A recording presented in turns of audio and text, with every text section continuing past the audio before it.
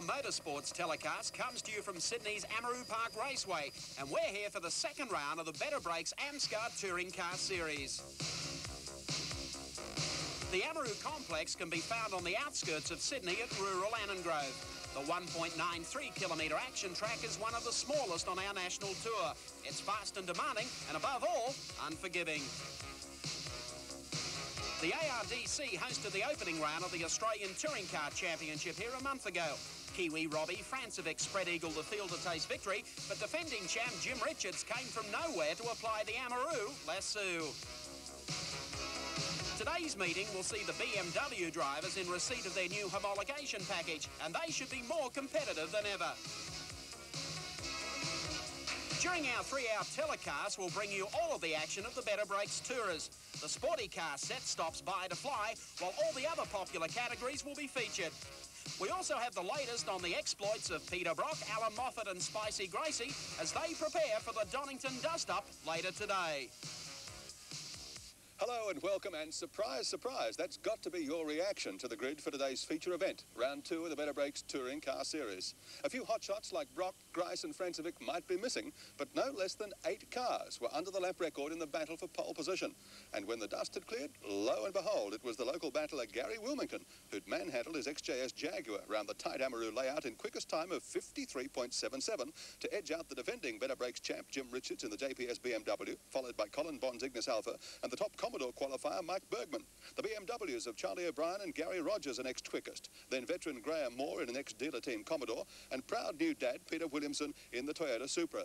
So maybe today's the day for the unsung heroes, the usual touring car chorus line to take centre stage. Guys like Wilmington, Bergman and Moore. Also on today's program, we've got the Sports Car GT Challenge featuring Clearer Hands Cadicia, Bamp Romano's Bampmobile, and that unbelievable Di Tommaso Pantera driven by Kevin Bartlett. But first up, we've got the Tourers. Here's Neil Crompton. Thank you, Gary Wilkinson. The field on the line at the moment for the first 5-lap heat this afternoon of the AMSCAR Touring Car Series, brought to you by Better Brakes.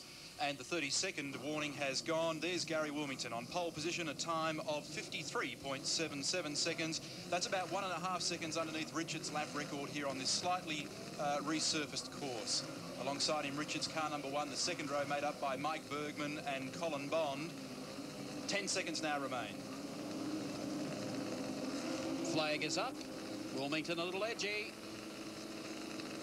They're racing, and getting away quickly was Wilmington off the inside, and he does Richards too. Colin Bond moves up on the inside of Gentleman Jim, and the next one to make a bolt for the blue is Mike Bergman in the multicoloured Commodore as they crest the top of Skyline. And what an unfamiliar sight, Gary Wilmington winning the start after setting pole position time. Richards into second. Next is Bond, and they were followed by Bergman through the loop, and the next one making a very good start is Graham Moore. Reward for effort for Gary Wilmington, though. He's been he's persevered for a long time with this car, and he's put a lot of effort into it and very little money to spare, but he certainly got it wound up and running at this meeting. A good-looking lineup of cars for the second round of the Better Brakes AMSCAR Series here at Amaroo Park this afternoon. At the moment, though, Gentleman Jim is starting to get on racing terms with Gary Wilmington as they go to the late corner for the first time. And Colin Bond is keeping both of them honest as they make their way up to Wunderlich Corner. 1 lap down, 4 remain in the sprint, the opening heat this afternoon for the Better Brakes. Wilmington, look at the XJS as it absolutely accelerates up the hill to the top of Nissan Skyline. And from this point on, you'll notice that Richards will get closer and closer to the tail of the red Jag. Jag, BMW and Alpha as they go down through the loop, followed by a trio of Commodores then, Bergman, Moore and Cabbage. But they've been dropped off pretty quickly by the leading trio. Still Wilmington, big Jag taking up plenty of track as they come down towards Honda Corner. Richards now going in underneath. Can't quite get through there, hasn't got the legs for it. Oh, twitchy in the tail is Wilmington. 3 abreast. Watch Bond on the outside, the Alpha very strong under brakes. Richards now makes a challenge as they come to the stop corner, but the bulk of the Jaguar wins out.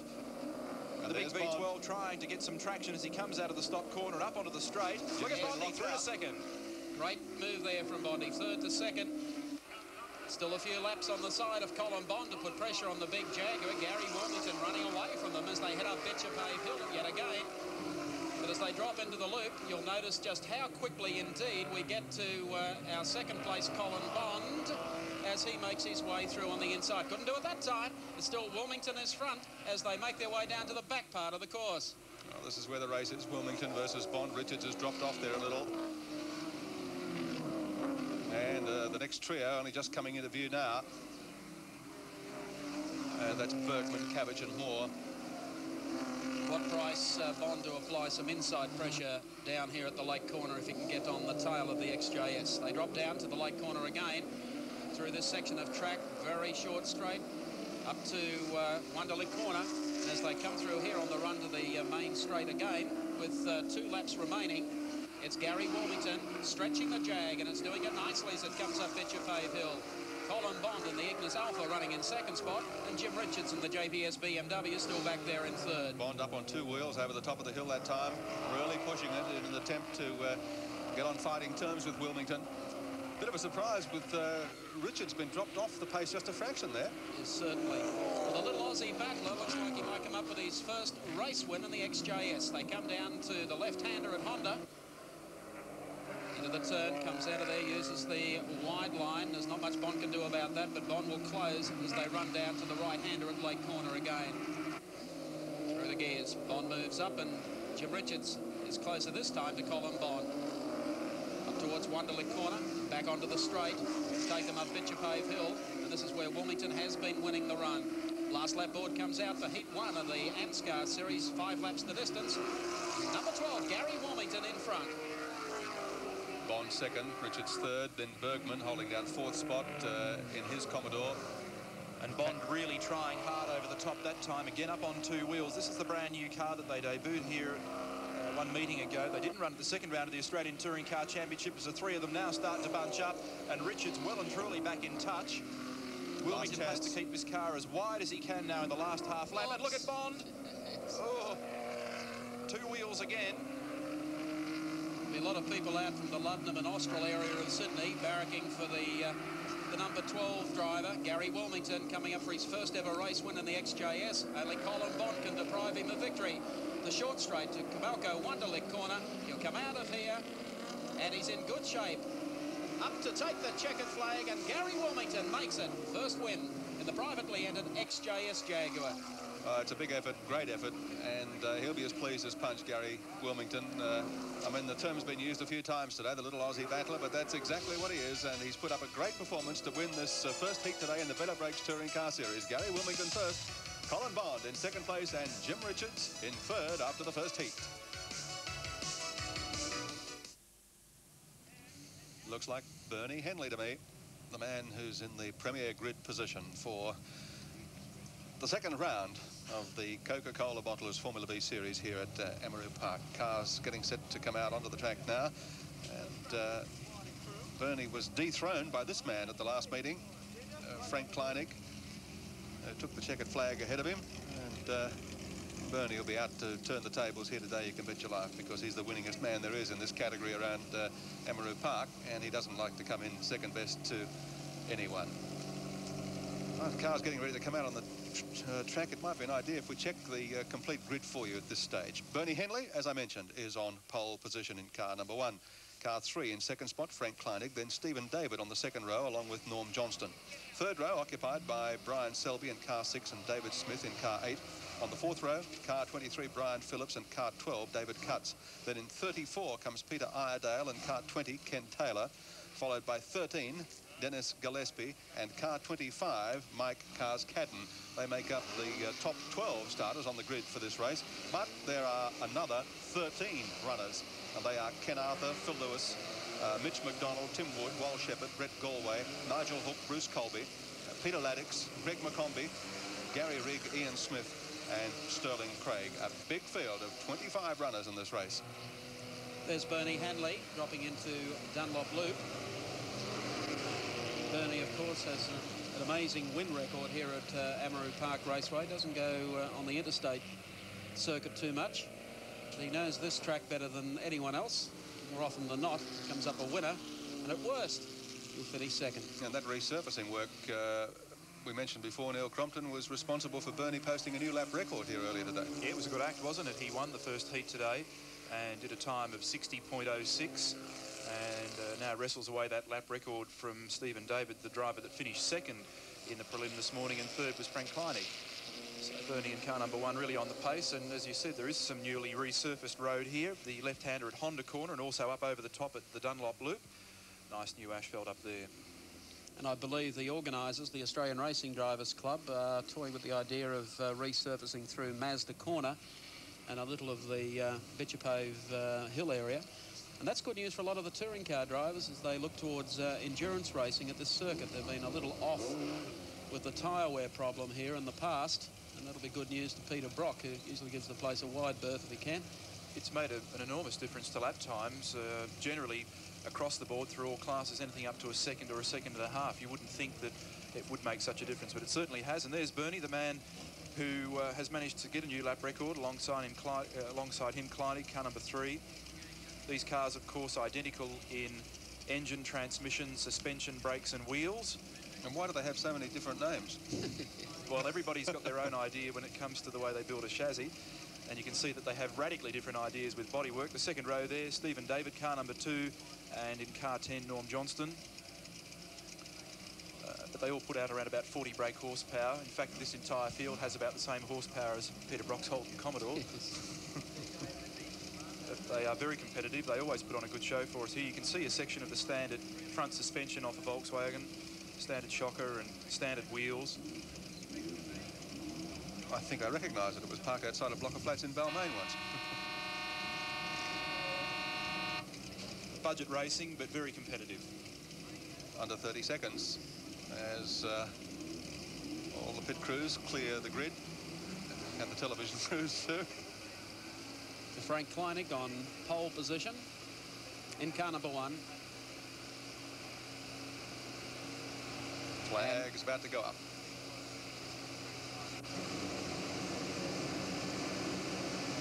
And they're racing too in the Coca-Cola Bottlers Formula V Series, with Bernie Handling getting the best of it. And slipping right in behind him for the tow up the hill is Frank Kleinig.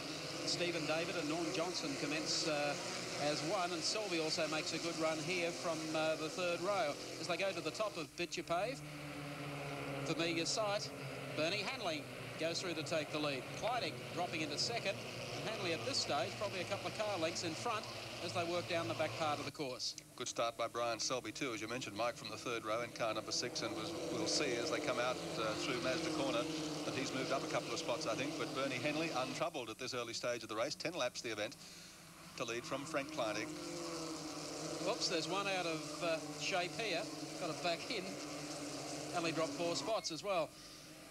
To the late corner for the first time, Bernie Handley leads from Frank Kleinig into the right-hander. Stephen David brings up third spot, then Norm Johnson, followed by Brian Selby. 10 laps the distance. This the second round of the Coca-Cola Bottlers Formula V Series, the season here at Amaroo Park. Can Kleinig get on racing terms with Bernie Handley as they crest the top of Bitchapave? We'll soon see. Dropping down now into the Dunlop Loop area. And he may have pulled it off with an outside pass. There's the battle for second as they go through the loop area. We'll pick them up as they come down towards Mazda Corner. Kleinig very close indeed to the race leader, Bernie Handley. There's Handley with Kleinig sticking right in behind, getting the toe through there and just waiting for the opportunity to arise where he might be able to zip down the inside. Good move by Brian Phillips too in car 23, and advantage to move up into 5th spot now, just ahead of Brian Selby.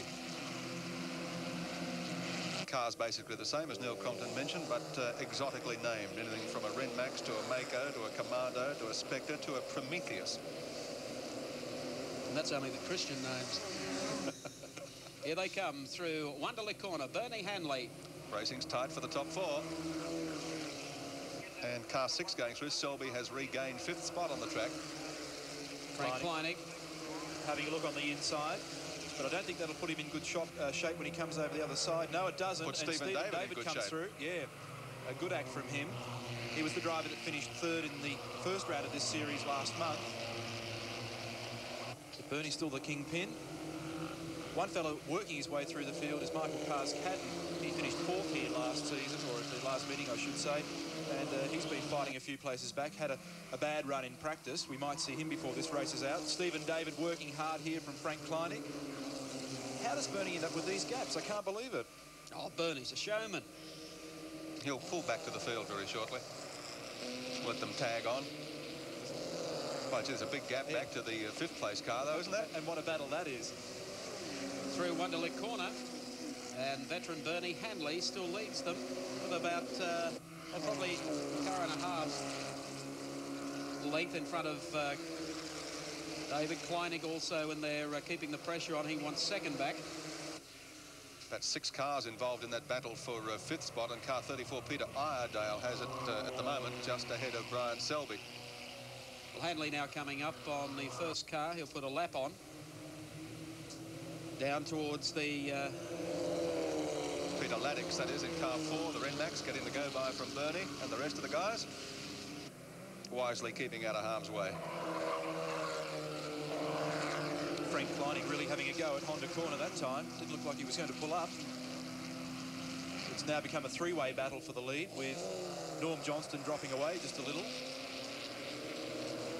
So it's Hanley in car number 1, then followed by Stephen David into Frank Kleinig, the black car, 3rd spot. Well, we've got 2 separate races going on here, the top 3 and the rest. Well, that camera shot looking down the straight gives you exactly how close the leaders are, and then, of course, a gap of maybe 100 metres. Here's a go. Bernie's about to lose the lead. No. He goes too wide in number 2, Stephen David. And he's let Kleinig through. That was always on the cards. Yeah, they had a bit of a kiss over the top. So Bernie Hanley still leads. Kleinig now goes back into 2nd, David into 3rd through Mazda Corner on the downhill run to the left-hander at Honda. And Kleinig running wide again as he went through Honda. He's really rushing in there in a hurry, but by gee, he seems to be able to pull some time. So Stephen David now closing up just a little. Bernie still untroubled up front from Kleinig. And Stephen David, Norm Johnson holding down 4th. Have a look at the gap here, back to the rest of the field, will you? That's a big space in Formula B racing, and coming through in 5th spot is car number 25, and that's Mike Cadden. You mentioned that he's made a big run, Neil Crompton. He really has. Good job from him. Came off 12th position on the grid. It's a new car, and he only did 3 laps of practice. Had some problems, but it's been a big rush of form. He's still got problems as they go over the top of the hill. You've always got problems in Formula V with other competitors. David Smith holding down 6th spot in car number 8, then car 23, which is Brian Phillips, and car 6, Brian Selby, who's getting shuffled back in this group. So, great battle going on here for 5th place. Cadden with some smoke coming out of the back of his car at the moment, so I hope it's not terminal. Oh. Using all of the racetrack and then some. While we're watching this, I can tell you things haven't changed up front. Don't worry about that. Bernie's still holding the front running position. It's a good move under brakes. Oops. Well, it wasn't as it turned out. Brian Selby, more trouble than Speed Gordon. Cadden goes through, holding down 5th spot. Remember, this is the battle for 5th place. Brian Phillips right on his tailpipe as they go up Bitchafave Hill and pulling up to have a go over the top. We'll put him on the wrong side, but nevertheless, we'll see how it pans out. Panned out quite nicely, thank you very much. And a bit of swapping going on between the pair behind them as well. But it's Brian Phillips under threat again now from Cadden. You bet he can. To the bottom of the hill, left-hander, Cadden jumps back up, and then of course the scrap continues. Ken Taylor, car number 20. He's up to 4th place. Back beyond that. Then you've got David Smith in car 8. Cadden still running the smoke screen. Doesn't seem to be slowing the car down. Over the so top. While they battle for the minor placings, we'll have a look at the leaders up at the head of the field, and we can tell you that Bernie Hanley in car number 1 still has command of the event quite comfortably, as you can see. Real ding-dong though between Stephen David and Frank Kleinig for 2nd and 3rd place just behind him. They've swapped positions a couple of times. And they've swapped again, in fact, in that little dice over the top. And Kleinig is back in second spot. I thought they might have closed a little on Bernie. That's usually the way the script runs here at Amaroo. They close up on him and then he gets away from them again. They might have to swap Bernie or the car. I think Bernie's just a bit put out that he got done last meeting, and he's out to show everybody a clean pair of heels this time. It's Frank Kleinig, the second place driver, and Stephen David in the red and white car running in third. And they have fallen off behind Bernie Hanley. The gap opening up now to probably all 4 car lengths. Might only be 4 car lengths between the leading couple, but oh gee, it's a big gap back to the rest of the field. I don't think I've ever seen a Formula V field at Amaroo Park spread out quite so much. Assuming they stay the way they are at the moment with Bernie in the lead and Kleinig in second, they would tie on points for the series, 15 points apiece, with 2 rounds remaining. And for the Coke Series, Bernie would reckon that'd be a bottler. Well, that's the battle there for second spot. Not so much a battle now either, because Kleinig has broken away from Stephen David in the number 2 car, and with the last lap board about to go out, the placings look pretty clear-cut at this stage. Can Frank Kleinig make up the ground on Bernie Henley? 1 lap to go. Well, Hanley leads them across the line, heading up Bitchapave Hill for the final time. Kleinig and Stephen David. That's the order. To the top of Nissan Skyline. And as they drop into the loop, maybe Kleinig is a little closer this time. A bit of an awkward approach to that corner. See whether or not he can pick Bernie up coming down the back part of the racetrack. Well, Kleinig has shaken off Stephen David. But whether there's enough racetrack left between now and the checkered flag for him to haul in Bernie remains to be seen. Coming up having a big go. traffic. Oh, didn't need his nose there. Bernie took it right away. I don't think I've ever seen a Formula V driver drive down there so hard. Kleinig really has a big go at Honda. He's going to have another go here. No, can't get onto the tail of Bernie's car as they come out of the lake corner, straighten up. 1 more turn to go, and that'll see them to the checkered flag. Here comes Bernie underneath the slower car. In fact, the slower car has disappeared. Kleinig can't make up the lost ground, and there goes the checkered flag for Bernie Henley. Familiar sight there as he beats Frank Kleinig. And we go back to this battle here for 5th. Stephen David took 3rd place, by the way, and here for 5th spot they are really battling it out. Car 23, Brian Phillips. 34, Peter Iredale. And 25, Cars Catton. Who's going to get it? Oh, gee, photo finish across the line. 25's got it, though. The blue car, I think, Cars Catton, yes, just ahead of Brian Phillips, finishing in 5th position. Oh, gee, it was an eventful race back in the pack, but up front things were pretty clear-cut, weren't they? Bernie Henley, no doubt about it, number 1. 2nd position on the Castrol scoreboard to Frank Kleinig, and 3rd to Stephen David in the Coca-Cola Bottlers Formula V Series round. Back at Amaroo Park, and here's the task I've had plenty of experience at, talking to Bernie Henley. Congratulations, Bernie. Hello, Gary. How are you? Good to see you back where you belong. I don't mean any disrespect to Frank Kleinig, but I missed you last meeting. Yeah, I missed coming here too. Level on points now, you 2 guys in the series after 2 rounds. Yes, yeah. Well, you can't get any closer. No, you certainly can't. And Stephen David, who finished 3rd in today's race, is 3rd in the series. So you 3 have got the series by the throat at the present time. At the moment, yeah, it looks like for this year anyway. It's going to be amongst the 3 of us, I think. Congratulations are in order, Bernie, too. May I just say one word? Yes? Regards. This is normally the time when a sponsor gets promoted and in publicity. Yeah. Unfortunately, as it is, I can't. You haven't got one to promote? I haven't got a sponsor, so I can't actually tell anybody how good their product is. But I'd like to thank Channel 7 for their terrific effort, and I think you give me more than a fair share. Oh, that's very nice of you, Bernie. Thank you. And talking about Bernie's, congratulations are also in order for Bernie King, new president of the Australian Racing Drivers Club, who's going to present the trophy to you. Congratulations. Thank you, Gary. And from Bernie to Bernie, I've been calling V races as long as Bernie's been winning them, as you've found out, Gary. But that's courtesy of Coca-Cola, Bernie. Congratulations. Thank you very much, Bernie. The 2 Bernies. OK, congratulations to both of them. Bernie King, new president of the Australian Racing Drivers Club, and to Bernie Henley, winner again in Formula V. All yours, Mike. Thank you, Gary Wilkinson. Well, most of the Australian motorsports publicity over the past 2 weeks has concerned Australians overseas. Peter Brock, Alan Moffat, Alan Grice and, of course, Graham Bailey. However, this week, some bad news. A little sad news, perhaps, for some of the competitors and the organisers of Australia's great race, the James Hardie 1000. 1988 was supposed to be Australia's first ever 24-hour race for tourers. And for reasons you'll now discover, it's off. Plans for the bicentennial 24-hour James Hardie Classic started nearly 12 months ago, following talks between the race organisers, the ARDC, sponsor James Hardie Industries and the Bathurst City Council. A study was commissioned to check all aspects of promoting the event. Everyone agreed the night racing component would bring a new dimension to the event.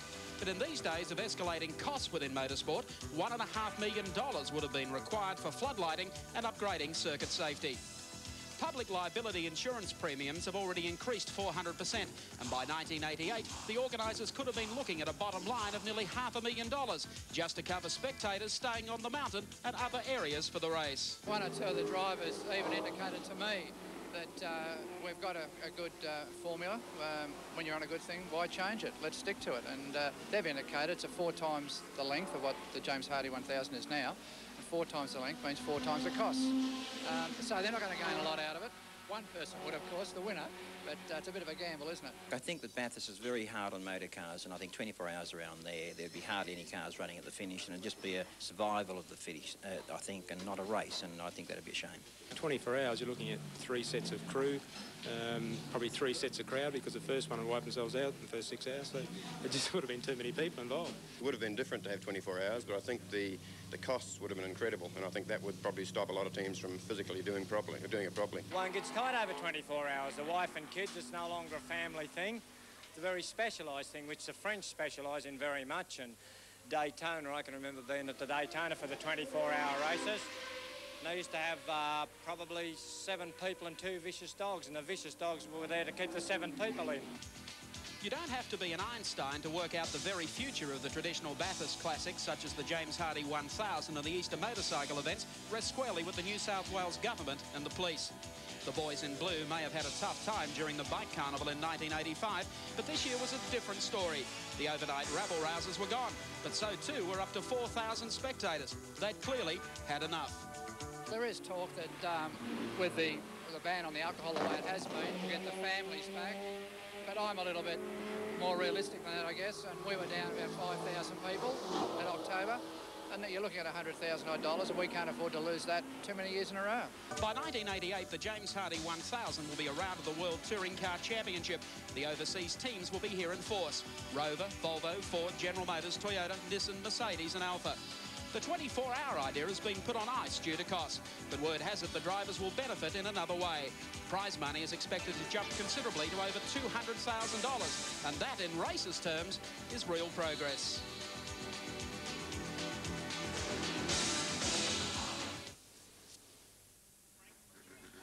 And welcome back to Amaroo Park and our 7 Sports coverage this afternoon. And our next event is the Forsyth and Romano Sports and GT Challenge. And this one's something a little bit different. It's a handicap race.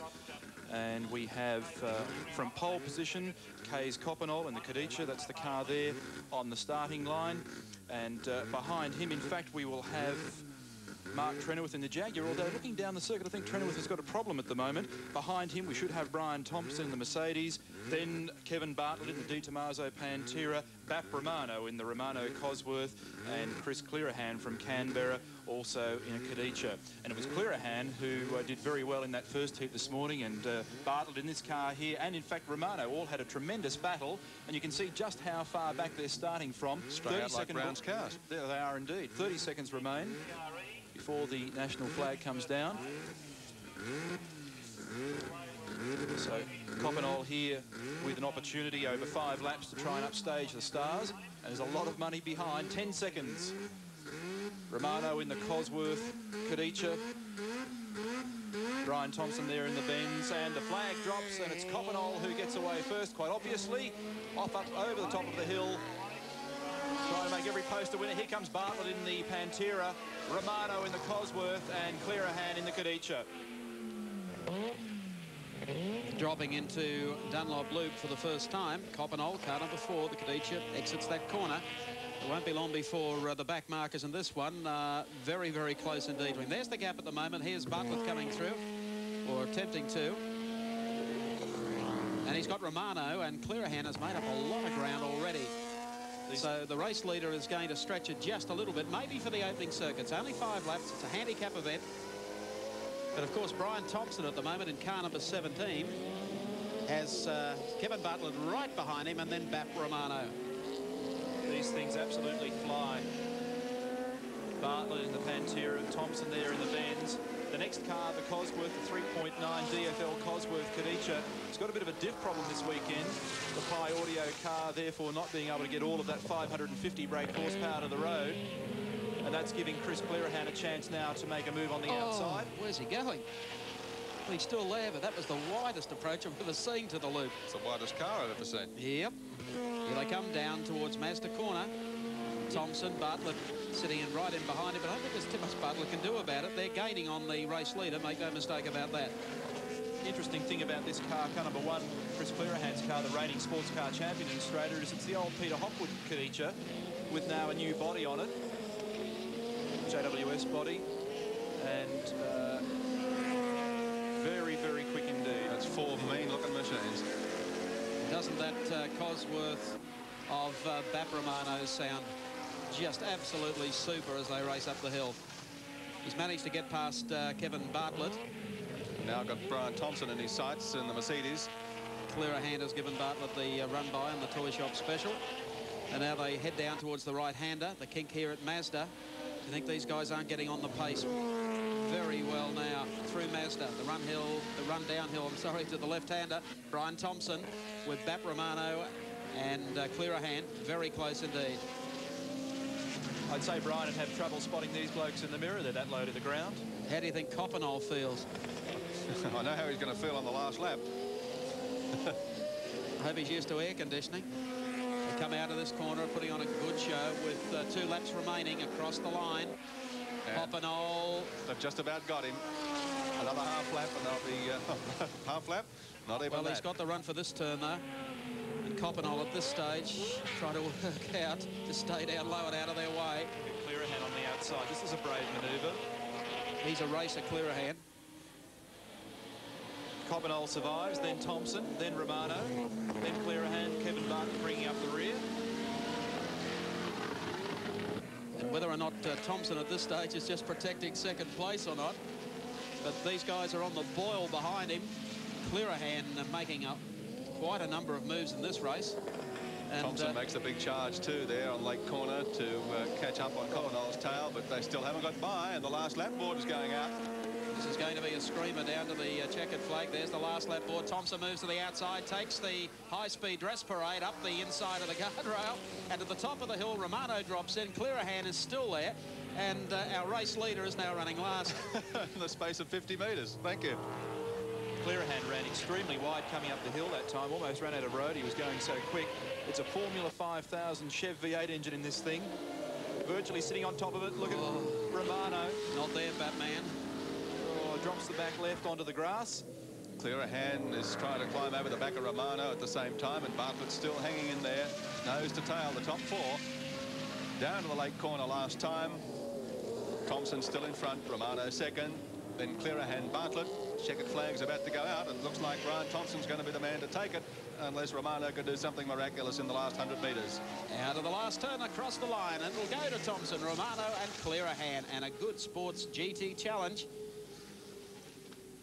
I feel a little sorry for Coppenol, who really copped it all in the last run to the last lap board. But let's take a look at the confirmation of placings. The win goes to Brian Thompson in the Mercedes. Batman, Romano runs second. Clearahan in the Kadicha was third. In today's telecast, we've got something just a little bit different for you. It's the GT and Sports Car Challenge Race, and one of the leading contenders is Bap Romano. And Bap, in this Pi car of yours, you were very quick in yesterday's practice. Yeah, yes, we were actually. But surprisingly enough, we're a couple of seconds slower than what we were last time we were here. We've redesigned all the front end, trying to improve the car, because at the end of this year we intend to go to the WEC at Service Paradise, and as everyone knows, it's the fastest Group C2 car in the world, and we try to get a little bit quicker, but Wayne designed the front end, and it's not quite right, so it goes back to Barry Lock on Monday, and hopefully we'll get it as good as what it was last time, but we're still the quickest here. It sounds sensational. What's it powered by? It's powered by a Formula 1 Cosworth Ford engine. It's a bigger engine than the normal Grand Prix engine they used to run. It's a 3.9 litre instead of the 3 litre, which gives it a little bit more torque. But it's got about 520 horsepower. Last time you were here, you had some problems, as I recall. I think it was a wet day. And do you recall the day at all? Yes, I did, actually. We put a new rack and pinion in the car, and we didn't have enough opposite lock. And if you have a look at the video replay again, you'll find that the car went to a slight oversteer, and the locks were on full lock. I just couldn't do any more with it, but just watch it. Sensational race, actually, wasn't it? Certainly exciting. Now, we noticed that you've got the Team Tyrrell badge on your overalls, and I understand that next weekend you'll be driving a rolled open wheel car at Sandown in an effort to try and gain enough experience and points to get your super licence to run Formula 1 at the end of the year. Yeah, that's right. Actually, I was approached by Ken Tyrrell last year, at the end of last year, to drive their Cosworth-powered car, which I was over the moon about, obviously, but I had difficulties getting a super licence because of you need so many races in open-wheeler racing. I personally think, I'm not being disrespectful to Mondial cars, etc., that this type of car, I am really going backwards, but they're the rules, so but that's okay.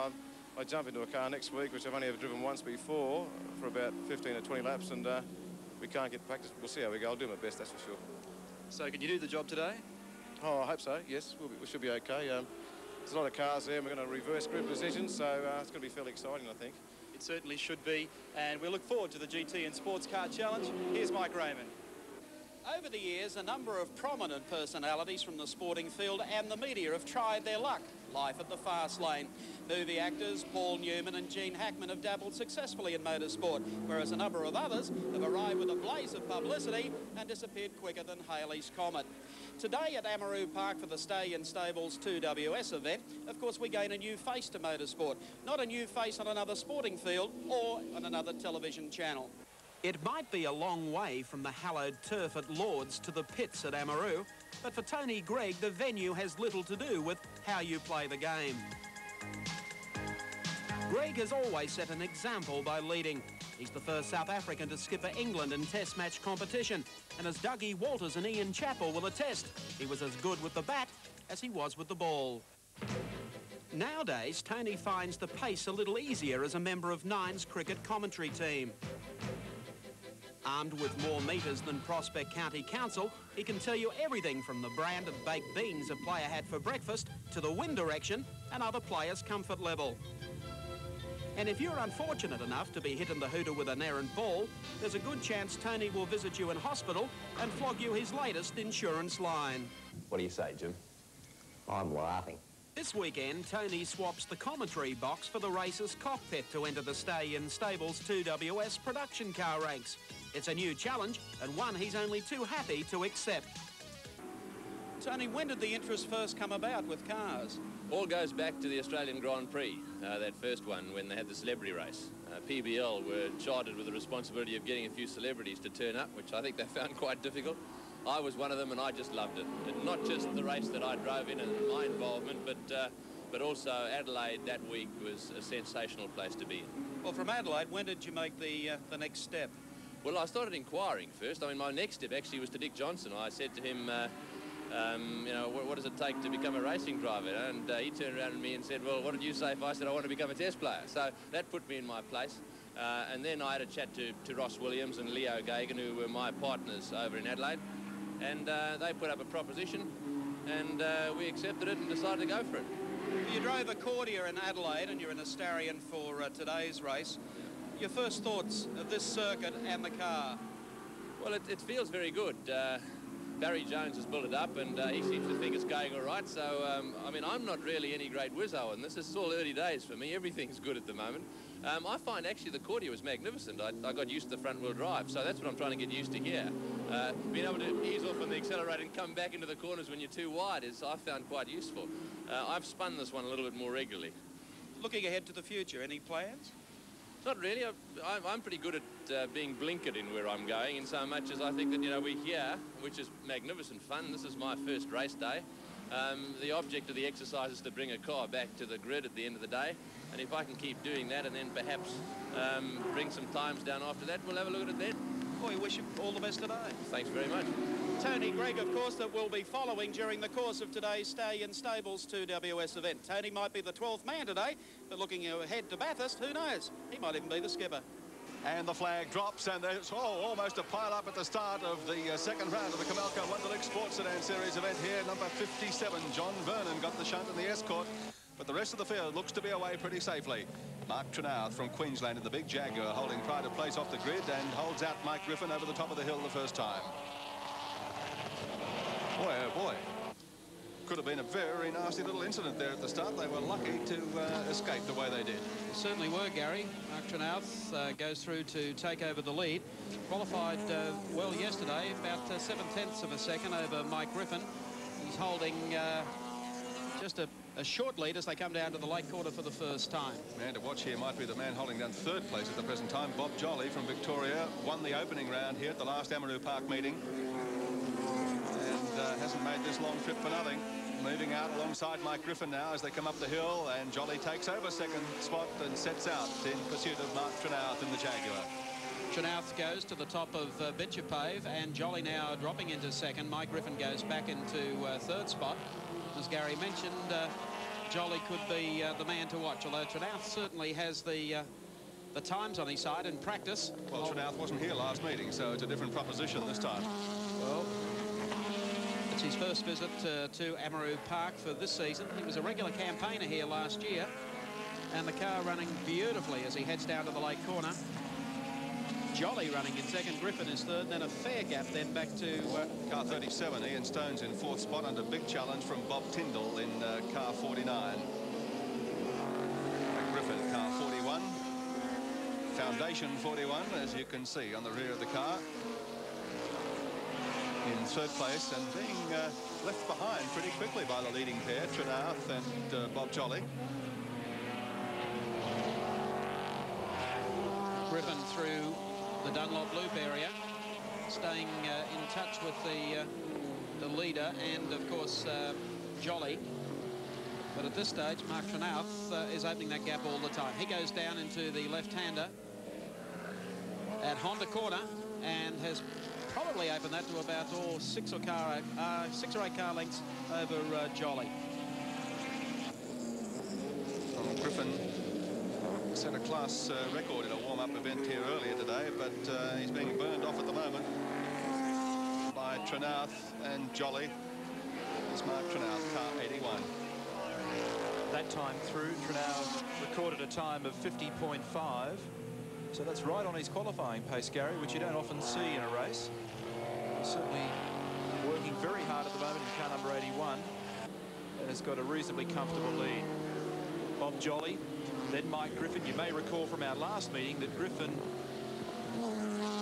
and Jolly had a tremendous battle, and so did Tyndall. And there's Tyndall and Stones in 37, then followed by Carling. So the two RX-7s here getting stuck into business. Tyndall having rebuilt the front of his Tirana. How many rebuilds is that? Oh. Don't ask tough questions like that.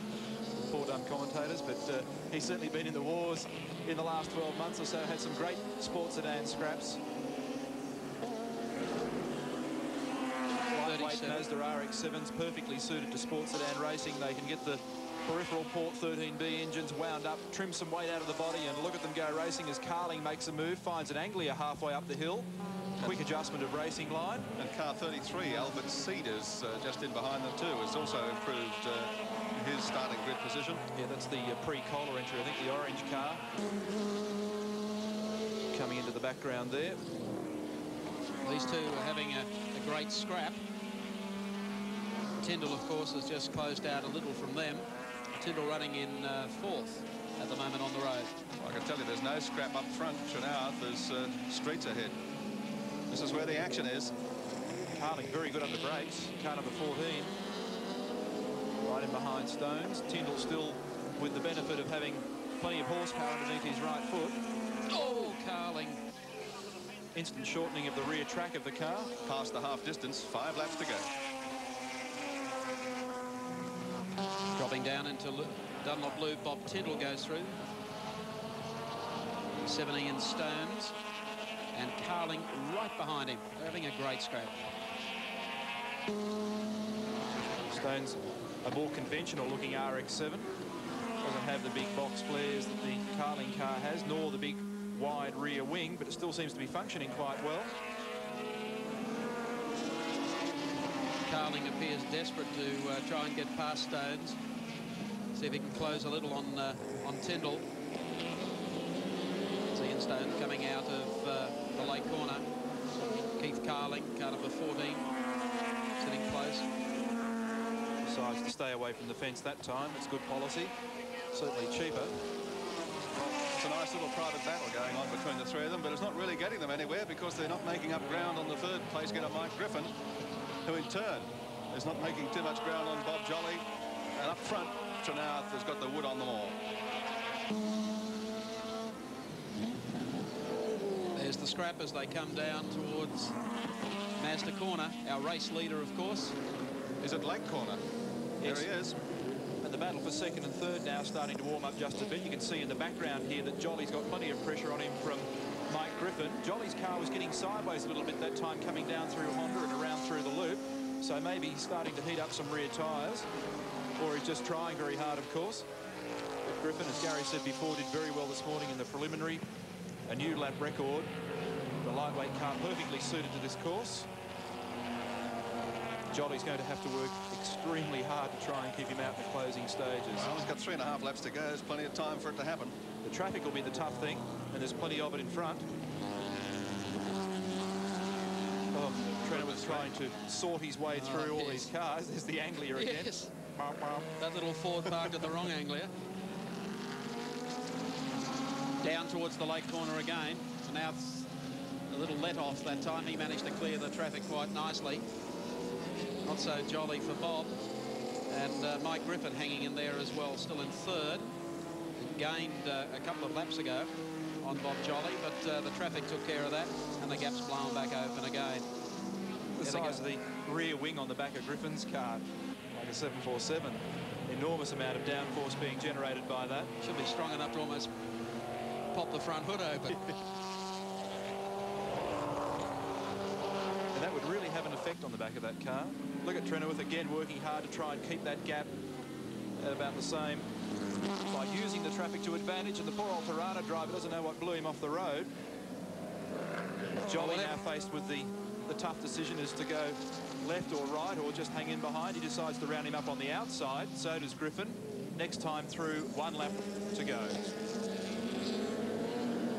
Oh, Griffin just barely hangs on. Yes, you were talking earlier about Jolly heating up the tyres. I think Griffin just did a good job on his. And of course, with so much wing on the back of it. Last lap.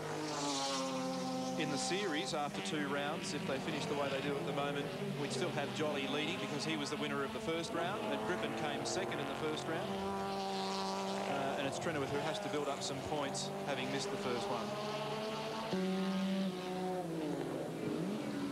Here's young Bark coming through Mazda Corner, heading down to the left-hander at Honda. It's a real Jaguar day, isn't it? Sure is. ISAT Colorbond, the race car sponsor, down to the lake corner. Jolly closes up this time. Griffin back about 3 car lengths behind them, and Jolly having a big run, but he's heated the tyres again, and Trenouth will come out of the final corner, driven splendidly, sat on pole, and he's going to take the checkered flag. Mark Trenouth across the line from Bob Jolly, and Mike Griffin will probably pick up third in the run to the flag. A good performance from Mark Trenouth. As I said before, sat on pole with a 50.53. Let's confirm the placings in the Camalco Wonderlic Series. Mark Trenouth, the Jag, the winner. Bob Jolly takes second. Mike Griffin takes third. Good to see that big Jag back and smoking at Amaroo Park, Mark Trenouth. Yes, thanks very much, Gary. Where were you last meeting? Well, I've been a bit busy with business commitments and family commitments over the last year. My wife, Colleen, presented me with a new boy. Congratulations. A few months ago, and we've got another business as well. So things have been a bit hectic. You've got a bit of ground to catch up because Bob Jolly still leads the series despite your win today. It's a worry, isn't it? Yeah. I'd like to improve. Joe Cabala is here from Camalco Wonderlic. Hope you'll accept this trophy. Thanks very much, Joe.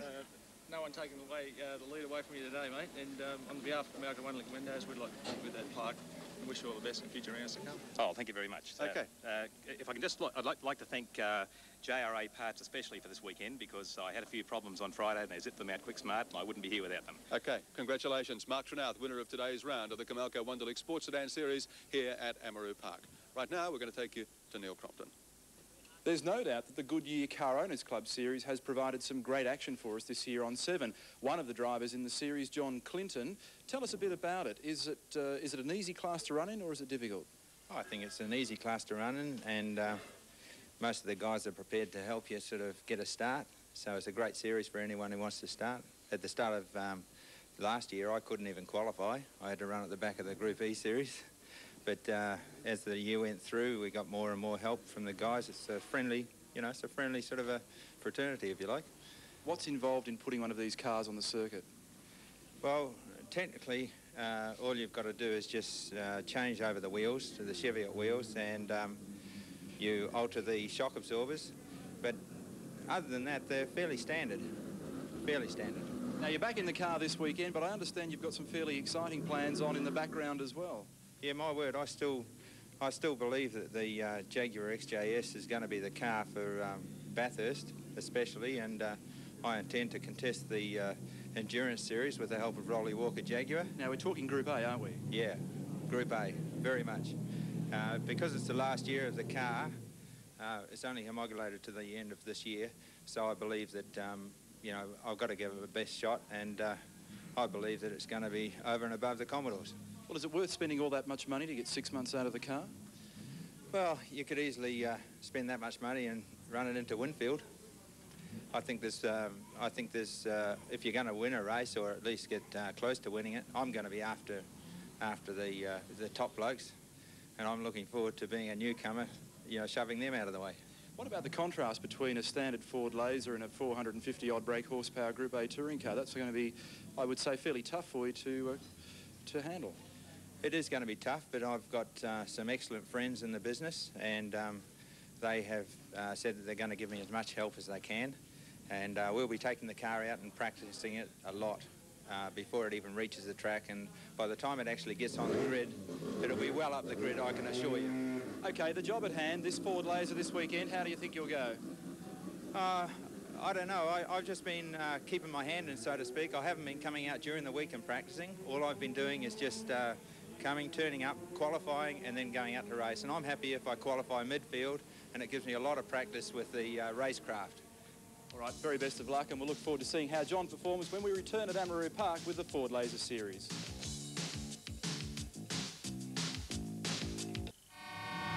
Goodyear Car Owners Club, that's the name of this series, and they're on the grid. Peter Dane is on pole position with Mark Scaife alongside him on the front row of the grid. Second row, car 11, Steve Williams, and then car 5, Shane Press holding down 4th spot. Car number 17, Andrew Harris is next alongside 10, Richard Gartner, then car 19, Graham Blanche, and 38, Ian Poosty. Car 24, Baron Robertson, and car 90, Ben Ruggles. Row 6, car 7, John Clinton, and 51, Dennis Rogers. And they're racing too in the Goodyear Car Owners Club Series for 1986. Good scrap going on here with Peter Dane and Mark Scaife at it again, Steve Williams. And of course Shane Press. They head up Bitchapave Hill for the first time. Just look at the traffic congestion. Now they'll drop down into Dunlop Loop with Dane, and of course making a big run around the outside with Steve Williams, but he will still be running third or fourth. He's been caught one out and one back, as they say. But as they head down towards Mazda Corner, the Goodyear Car Owners Club Series sponsored race car is leading the field. Williams off the track there, over the strip. But comes back and in fact gets third placing away from Shane Press. That wasn't bad. Determination pays off for him. And Press out in the boondocks. Plenty of dust. Still making a rallycross run of it as Peter Dane leads in car number 41 from Mark Scaife, the winner of the most recent round of this series at Oran Park a couple of weeks ago, and now leads on points. So it's Scaife, then Williams, then Press. Look at this battle. Williams was the winner at the last round at Amaroo. But he's going to have his work cut out today because the top two have got away a bit, Peter Dane and Mark Scaife.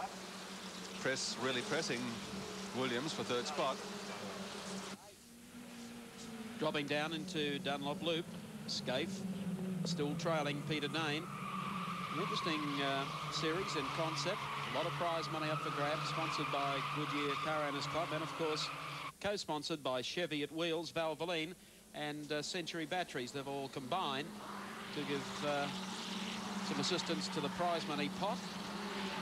And of course a round win of the Goodyear Series is actually a little better financially than a round of the Australian Touring Car Championship. That prize money pot has a sum total of $80,000 in it, $7,000 a round, and $1,500 for today's race winner. Where's a car? Where's a car? Let me at it. Oh, you've been threatening for years, Wilco. You still haven't gone out there. Peter Dane still leads. There's Williams going through in car number 11. Made a very bold move in the opening corner. Went back to fourth, has now regained third. Dane, though, at this stage, as they head up Pitcher Pave Hill, still holding that considerable lead from Mark Scaife. And there is your race leader, Peter Dane.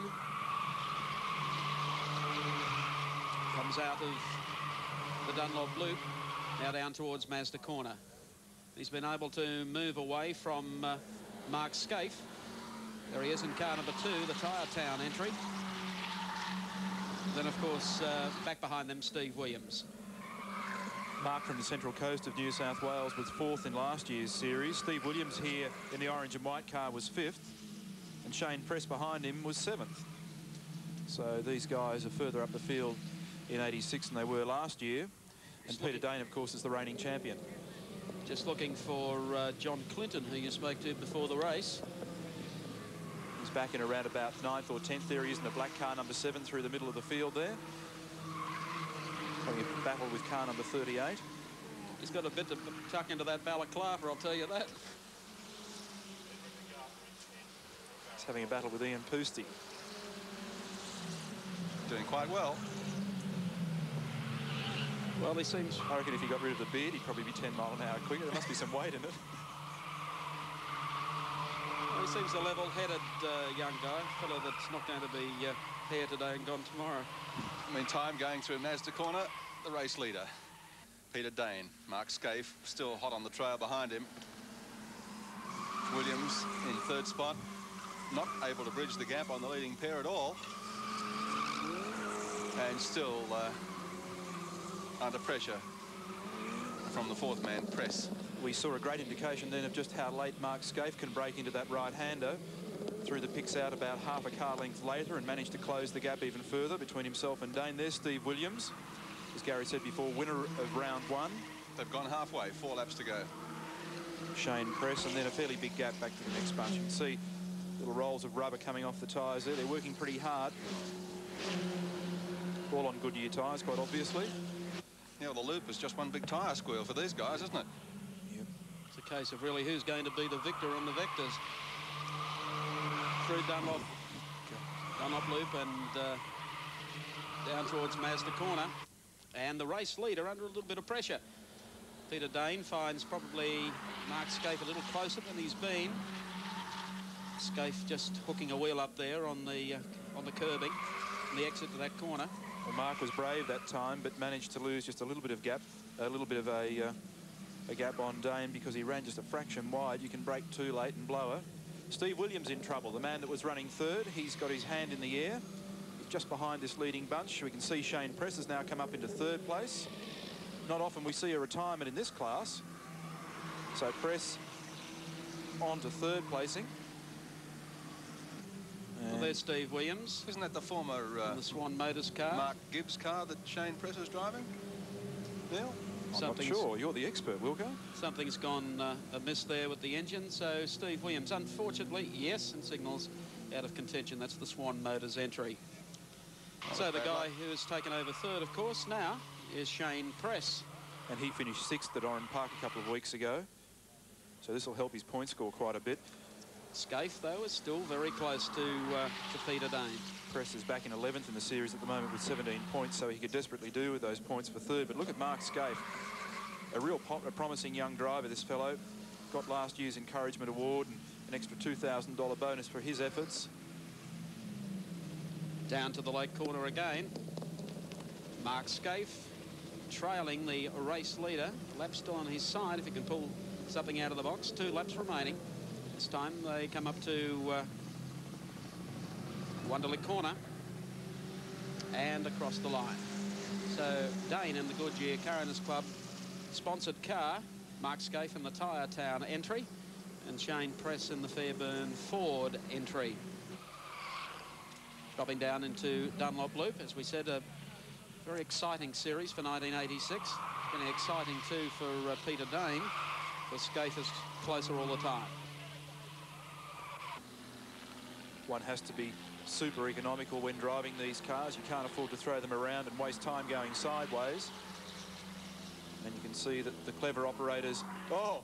And now that was a cunning manoeuvre from Dane. He got on the brakes very early and he was on the far left-hand side of the road. Mark Scaife virtually had nowhere to go, and you could see how he tried to take evasive action. And now Scaife well positioned as they come down to the right-hand stop corner past the stricken Williams car. So an interesting game of cat and mouse at the moment, but I was about to say you'll notice just how economical they are with their lines, with now 1 lap remaining, how gentle they are normally with brakes. And they won't be taking big bites at the wheel. It's just gently in and gently out, and get on the gas as soon as you can. To the top of Bitchapay for the final time in this, the 3rd round of the Goodyear Coroners Club series for 1986, co-sponsored by Chevy at Wheels, Century Batteries and Valvoline. And the prize money for today's race certainly looks like going Peter Dane's way. Mark Scaife might have something to say about it in the last half lap of this race, though. It'll be a welcome change for Peter Dane. Scaife's finished ahead of him both times in the 2 rounds held so far, here and at Amaroo Park. He may well do so yet. That's leaving the door open. Not often you see a laser oversteering, but Dane managed to get his sideways that time. Mark very wide here. Can he cut down low on the inside? I don't think he can. He got all out of shape under brakes. These guys are playing for keeps, but it'll be Dane with about a car and a half length over car number 2, Mark Scaife, as they come up to the checkered flag. So Peter Dane victorious in round 2. And there's the checkered flag. A great drive from both of those drivers. Scaife in 2nd place, and back in 3rd placing Shane Press in the ex-Gibbs car. And a long way back then, I think, to Richard Gartner. Well, a good series race today, the Goodyear Coroners Club Laser Series. Let's recap it for you. The winner, Peter Dane. 2nd spot goes to Mark Scaife. And 3rd place to Shane Press. Well, we've had 3 rounds in total now in the Goodyear Coroners Club Series and 3 different winners. Your turn today, Peter Dane. Congratulations. Thank you. Thank you very nice much. to turn the tables on the opposition, isn't it? Yeah, well, we've been starting to wonder what we've got to do to win a feature race, but today was a reward that we're looking for. And in this series, money-wise, there's a big difference between running 1st and 2nd, isn't there? Yeah, there is. There's a little bit of catching up there to do too. We figured that we'd better try and catch up with Mark and the others. So. Congratulations. Good win today. I don't know whether you've done your arithmetic yet, but Mark is still 3 points ahead of you in the series overall. Well, Mark's a very good driver, and I'm sure I'm going to have to work hard, but we'll try and pass him. If I could, I'd like to thank Goodyear Coroners Club and Chevy at Wheels for allowing us to come here this year. Congratulations. Thank you. Peter Dane, winner of today's round of the Goodyear Coroners Club Series at Amaroo Park. Here's Mike Raymond. Thanks, Gary Wilkinson. Certainly a very interesting Goodyear Coroners Club Laser Series this afternoon. Well, I guess the big news is the fact that Alan Grice has qualified 3rd on the grid for the 2nd round of the ETC Championship at Donington Park in England. Our man at Donington is Richard Hay. Thank you, Mike, and welcome to Donington Park here in England for the 2nd round of the European Touring Car Championship. One of Britain's most picturesque circuits, and it's just been extended in length to just over 4 kilometres. Practice has been a fairly fraught affair, and a fairly cold one too. They tell me there's a possibility that yellow flags tomorrow may mean there's snow ploughs out there. We'll watch out for that. I was joking to one of the English press guys before that we'd have to call on the GM corporate stand and call in Tony Fall and the Opel Rally guys for some snow tyre expertise. The weather might not be warm at Donington, but BMW should be hotter at this Midlands track than at Monza a fortnight ago. A new April 1 homologation package means the Bimmers will have at least another 35 horsepower, and that has been reflected in the official practice times. Roberto Ravaglia qualifying 6th fastest. Rovers set the pace early in the week, but the frigid conditions have certainly suited the turbo Volvos. Venezuelan Johnny Cicotto, a recruit from the BMW ranks, teams with the 85 ETC champion Thomas Lindstrom this year, and he's been the Volvo pace setter for the second straight round. Cicotto should certainly have mauled them at Monza, but a flat battery put pay to his chances. I hope we have some more better luck here than in Monza, because I think the result in Monza was not what we expected to have. The second Volvo of Anders Olofsson and Ulf Gramberg is 1.3 seconds off Cicotto's pace, and that means position 5 on the grid, still 1 second faster than the mobile Commodore of Peter Brock and Alan Moffat. Brock has spent most of his time setting up for the 500-kilometre race and not qualifying. The Aussie V8 has shown out well, but Brock has been forced to take a back seat to Alan Grice yet again in the battle for pole position. It's not the Donington I thought it would be with the new chicane and the 2 hairpins effectively. So it doesn't really suit us, I think, as much as I thought it would. But the car's going well. It's going to be a race of attrition. I think a lot of teams are going to run into problems with transmissions and brakes particularly. And I think weather might hold some surprises too. Donington is in the heart of Roverland, and the Bastos Texaco boys are probably better set up for this race than any other circuit, with the possible exception of Silverstone. John Louis Schlesser makes the front row yet again in his Vitesse, but the Monza round winners Tom Walkingshaw and Wyn Percy seem to be feeling the pinch. If the snow and rain aren't tough enough obstacles at Donington, Uncle Tom also found the bunker. When we came in on Thursday for unofficial testing, we were immediately the quickest then, but they've caught us up now. The new Ford Sierra Turbos have been well and truly on the pace in qualifying, 3 of them making the top 10. And triple British champion Andy Rouse has joined the ETC circus, which should ensure the Rovers and Volvos do it hard. I mean, I'm amazed by the quality of the field in general, really, without, you know, just referring to the Fords. It's going to be a very, very tough race to win. Very tough. For the second straight ETC round, privateer Alan Grice has been the Commodore pacemaker. The Sydney driver will team yet again with Central Coast ace Graham Bailey in the virtually commercial-free Holden. Gricey loves nothing better than to play one-upsmanship with Peter Brock. He had to wait for the snow to clear today before turning in a blinder to still third on the grid. I think it's going to be difficult for us to come to grips with tyre wear and brake wear around here, but there again we've been running very heavy cars at home for a long time, and the brakes that we have are very good brakes. So it's a thing that we won't know until the end of the day. Neither will you. So let's now take a look how they'll line up for the ETC Donington Donnybrook later today. Position 1 goes to Johnny Cicotto in the Nordica Volvo. From 2, Frenchman John Louis Schlesser in the Bastos Rover. Position 3, Australia's Alan Grice in the Chickadee Commodore. From 4, Great Scott Tom Walkingshaw aboard the Bastos Rover. From 5, Sweden's Anders Olofsson in the second Volvo. From 6, the first of the BMWs with Roberto Ravaglia at the wheel. From 7, the Aussie combo of Peter Brock and Alan Moffat in the mobile Commodore. Position 8, German Harold Gross in the Ford Sierra. From position 9, Siggy Muller in the Eggenberger Ford, while from 10, his teammate Steve Soper in the second Eggenberger Sierra. So there you have it then, 3 different cars in the first 3 grid positions. The Volvo on pole of Cicotto and Lindstrom, alongside of them the Schlesser Armin Hahner Rover, and then just behind them the Grice Bailey Commodore. It looks like being even more hectic than Monza, and I'm certainly looking forward to it.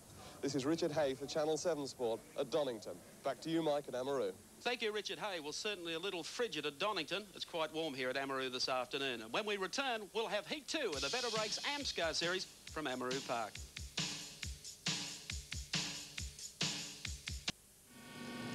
Welcome back to Amaroo Park Raceway, getting ready now for Heat 2 of the Better Breaks Series. Let's see how they'll line up. Pole position, Gary Wilmington in car 12. From 2-1, Jim Richards. From 3-75, Colin Bott. From 4-33, Mike Bergman. 5-7, Charlie O'Brien. From position 6, Gary Rogers. From 7 is Graham Moore. From 8, Peter Williamson. From 9, Kenny Matthews. 10, Tony Longhurst. 11, Tony Cabbage. And out of position 12 is Kevin Bartlett. Flag is raised. Can the little Aussie battler do it again? They're racing, and he gets off quickly this time. Jim Richards, and Bergman goes for the split. Colin Bott's not going to find any room there on the grass. No, and he doesn't either. Gary Rogers gets caught, and Richards has got problems there, and the rest of the field goes by. Not the day for Frank Gardner and the boys of the JPS team. Didn't just miss one, Gary, missed them all. Brilliant and we start. pick up race cam too. We're travelling with Tony Longhurst down through the Dunlop Loop, a 7 Sports exclusive, as we take in the opening lap of Heat 2. And Gary Wilmington, the Leppington leadfooters, in front as they head down to the left-hander at Honda Corner. And there's the gap. Mike Bergman, Sydney accountant. Got the right figures working for him today. Up in the second. Behind him, Gary Rogers making a run in the Bob Jane T-Mart 635 BMW. Mrs. O'Brien's little Charlie coming through there in car number 7 as well. Big move there by Gary Rogers through the late corner. Puts him up in the second spot ahead of Bergman. And I tell you what, the Amaroo regulars are getting the good old shuffle back today. Some of these guys we call, of course, the invisible heroes that you don't see on too many of our telecasts, because the races are dominated by Jim Richards and Robbie Francevic and Peter Brock. They are really getting their revenge here today. Good to see, too. Jim Richards, by the way, is up and running, but a long way last. Yes, he'll be lucky to even pull back 4 or 5 cars inside the distance. There's Mike Bergman. Ran in about 5th or 6th spot in the Touring Car Championship opener, and Charlie O'Brien in there trying to find a way past Mike. O'Brien literally bumper to bumper in the bumper-to-bumper sponsored car as Colin Bond locks the Alpha up and tries to go underneath him. But the Borden Commodore of Bergman says, what a sensational start from him, up into 3rd place. The car now in full 86 spec, and he's flying. This is the battle for 3rd, 4th, 5th and 6th, and right behind him, Tony Longhurst carrying our race cam.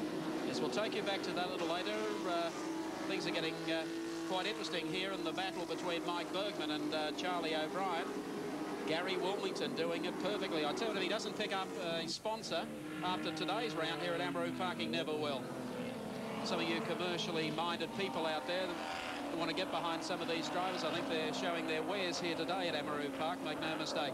The bumper-to-bumper entry of Charlie O'Brien, car number 7. And right behind him, Colin Bond, and then Tony Longhurst. Richards is 15 seconds down on the leaders. I guess with all these guys that really aren't the headline snatchers, it's rebels with a cause today. They're trying to get back and be noticed. Make hay while the sun shines. Yeah. Well, it wasn't shining at Donington. They're hoping it is here. Be great news, wouldn't it, for Peter Brock and Alan Grice scratching for pole position at Donington, and find out that all the troops that usually run behind them are breaking track records at their home base and doing such a good job, particularly Gary Wilmington. There's Bergman, O'Brien behind him. And Colin Bond and Tony Longhurst in the BMW. He's staying in touch with them. Bondi has been up on 2 wheels most of the day. And you don't come to Amaroo Park and see the JPS boys back in the pack for that long. And today, that's the way it really has been. Well, that's the view that Longhurst's got. Colin Bond up in front of him. Charlie O'Brien ahead of Bond, and then Bergman. O'Brien now making a move on Bergman as they go down to the stop corner. Actually, it all looks so simple sitting in your armchair with the long view of the racetrack, but every time we cross to race cam, it gives you an indication of just how tight those cars are. And how quick the corners come up. Exactly. Bergman comes across the line. Right behind him, Queensland's Charlie O'Brien in the bumper-to-bumper, number 7 BMW 635. Over the top and into Dunlop Loop. Just ahead of them is, of course, Gary Rogers in the Bob Jane T-Marts BMW 635. Jim Richards, who blew the start and set out in pursuit a long, long last, is picking up about a second a lap, but he's still got a lot of ground to cover. There's the 3rd or 2nd place driver on the field at the moment, and that is Gary Rogers of Victoria, the former JPS car, turned out in Bob Jane T-Mart's colours today. And he's holding down a solid 2nd, not gaining that much at this stage of the event, this 10-lapper on Gary Wilmington. But I tell you what, the scrap back behind them between Bergman, O'Brien, Colin Bond and Tony Longhurst is something else. The bad news for Richards fans is that he's off the circuit again. I hate to talk about things that we can't see, but Jim has disappeared, so it's really centred now on this battle for 3rd, 4th and 5th. And Bergman leading from O'Brien, then Bond, and behind them Tony Longhurst. As I was saying earlier, it all looks so easy from the armchair, I guess, as we follow the cars around, but we'll put you in the driver's seat, and then you can work out where you would pass Colin Bond. That's if you can get close enough to him. And Bond, of course, has his hands full trying to contain the driver in front of him, Charlie O'Brien, and he, of course, is all over Mike Bergman like a wet blanket. We come down to the late corner, the right-hander. Everyone quite savagely on the brakes here. accelerate like crazy coming up to the right-hander at Wonderlick Corner. Now see if Longhurst loses out in the run up the hill to the Bond Alpha. They head up Bitcher Pave again. He's really giving it a rev. Backs off slightly. Gets up on the ripple strips, tries to dive underneath Colin Bond. Back 2 gears, up on the ripple strip again. This part of the corner, you've got to gradually ease into power. You can wind up out there on the signs. And here you'll hear him just make a very small lift and then through the corner flat out in third. End result is, though, he hasn't been able to take Colin Bond and make up too much ground at all, Tony Longhurst. That's the race cam view. Meantime, back at the head of proceedings, whoops, Gary Rogers goes underneath Wilmington at the lake corner to snatch the lead in this second heat of the Better Breaks Series. We'll see if Wilmington can gain on the run up Bitcher Pave Hill. And look at Bergman in third place too. He's right on the back of Wilmington. He's come out of nowhere. Well, he's leading the pace right up here. I think Wilmington wants 2 in a row here today. He probably won't do it here handling through Dunlop Loop. Yes, they have closed up first back to 6th as they come out of the bottom turn and now come down towards Mazda. A great scrap this. Gary Rogers, Gary Wilmington, Mike Bergman, Charlie O'Brien, behind him Colin Bond and Tony Longhurst. And Bond pulls out, goes down the inside, oh yes, and connects with the door handle there of Charlie O'Brien. And where Longhurst is coming from, right out against the grass verge, but he closes up. Oh, Bond's on the inside. Yeah, he got the short back and sides in the last manoeuvre, and now he decides to pay him back. Longhurst loses out. Once again, they come on to the start finishing straight here at Amaroo. Rogers leads across the strike. Wilmington now has Bergman glued to his tailpipe. 2 laps remain as they go to the top of Nissan Skyline, and there you'll see the gap. Watch Bergman. He's dialing right here, looking for an inside pass, if he can, as they come down towards Mazda Corner. And poor old Gary Wilmington bought a new Avon tyre for this race meeting. Got news from him, I think it's through.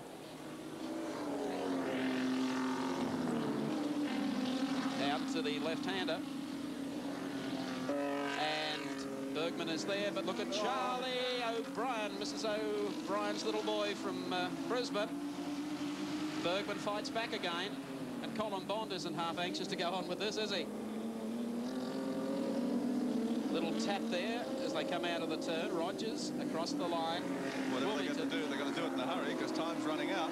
Last lap board is out. This is the scrap of the year so far. I'll settle for every touring car round being as close as this.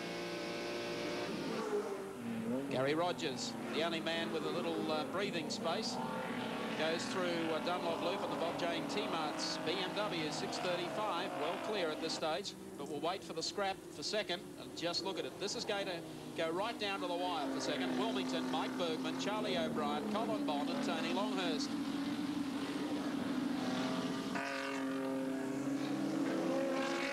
There goes our race leader. He's in no doubt of being beaten in the last quarter lap of this race. We'll await the others to arrive at the lake corner. Here's Bergman making his move. O'Brien goes out wide, looking for the tuck back on the inside of Mike Bergman. Bond couldn't do anything about any of that. He makes a run up on the inside, but coming out of the last corner. And the first up win for Gary Rogers in the Bob Jane T-Mart's BMW. Second will go to Gary Wilmington, and third place will go to Mike Bergman. Perhaps the best touring car race in Australia this year. Well, great racing. Absolutely terrific stuff. Let's recap the placings for you. The Bob Jane entry with Gary Rogers aboard takes the win. Second spot, the little battler, Gary Wilmington. And third goes to Mike Bergman.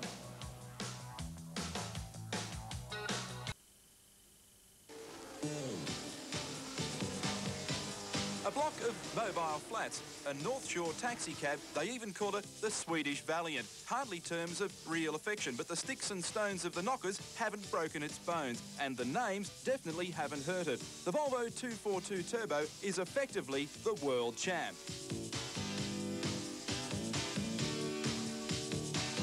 In last year's European Touring Car Championship, the less than sporty-looking tourer whistled its way to victory at the fingertips of Euro ace drivers Gianfranco Brancatelli and Thomas Lindstrom. Winning the long and gruelling championship was a tall order. The ETC consists of a series of races as tough as the James Hardy, one after another. It's endurance racing at its best, and the Eggenberger-prepared Volvo fought off an enormous challenge mounted by reigning champion Tom Walkinshaw's Rovers and an army of the ever-reliable BMW 635s. Last year's series kicked off at Monza in Italy, and Brancatelli was confident about his winning chances in the new car. Yeah, it's a completely different car, turbocharged engine, a later car. The engine, I find, is better, more powerful, and the car is 150 kilos lighter than different. Like a fairy tale, the new Volvo led the field into the first turn in the season opener, but the Gerhard Berger BMW quickly fought back.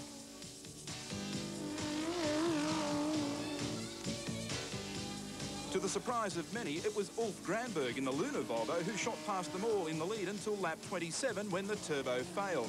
By half-race distance, Walkinshaw and Berger were brawling for the lead as Brancatelli stops and Lindstrom gets in for a stint that lasted for only a few laps before the turbo decided to go to lunch.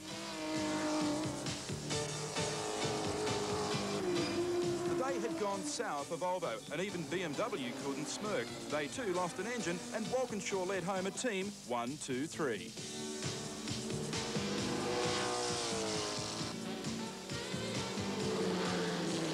The following two rounds at Vallelunga and Donington were Rover jackpots, but Sweden was another story.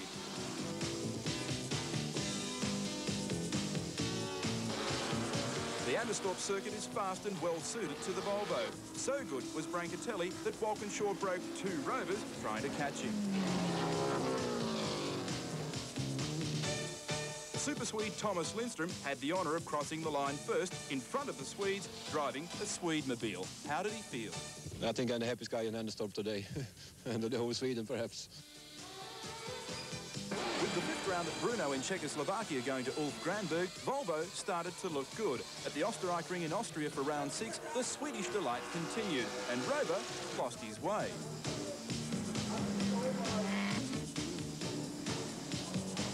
Brancatelli and Lindstrom, having now won 3 rounds, were shooting for a hat-trick. We're getting no problem during the race, no problem with tires, no problem for nothing. The car fantastic, and Thomas too. At the Nürburgring, the hat-trick was achieved. The dynamic duo were on the march, but round 9 was the unforgiving 24-hour race at Belgium's Spa circuit. Would a turbo Volvo survive that long?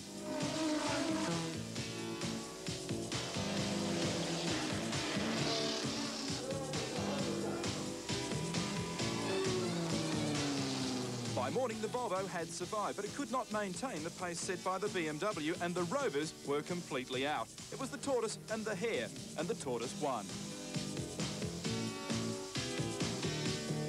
Round 10 was the Tourist Trophy at Silverstone. At last, there were some other cars to mix it with the familiar 3, and Dave Brody's Colt, or Starion as we know it, together with the Ford Sierra of Andy Rouse, proved spectacular as they fought for supremacy.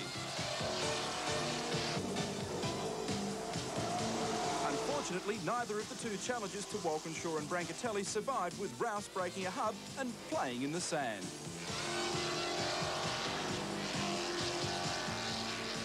By race end, the Rover team had finally beaten the Volvos, but it was only victory in the battle, not the war. The Volvo had the points advantage, but only just.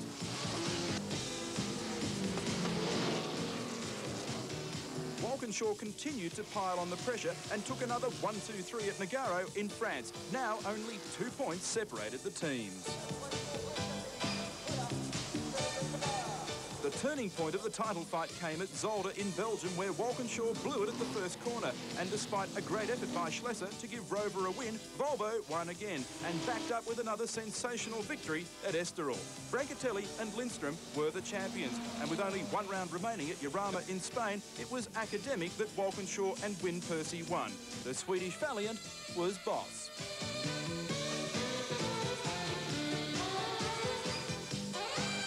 Thomas Lindstrom, and a good report there on the ETC for 85 from Neil Crompton.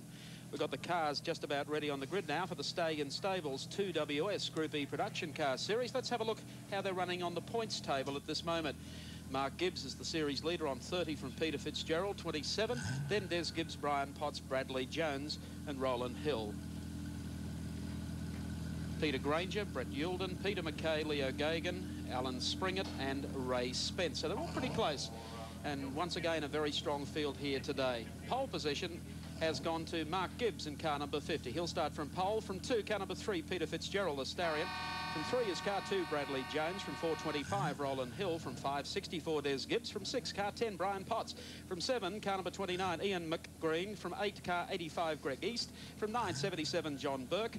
Car number 70, Ray Spence, starts out of 10. From 11 is Leo Gagan. From 12 is Brett Youlden.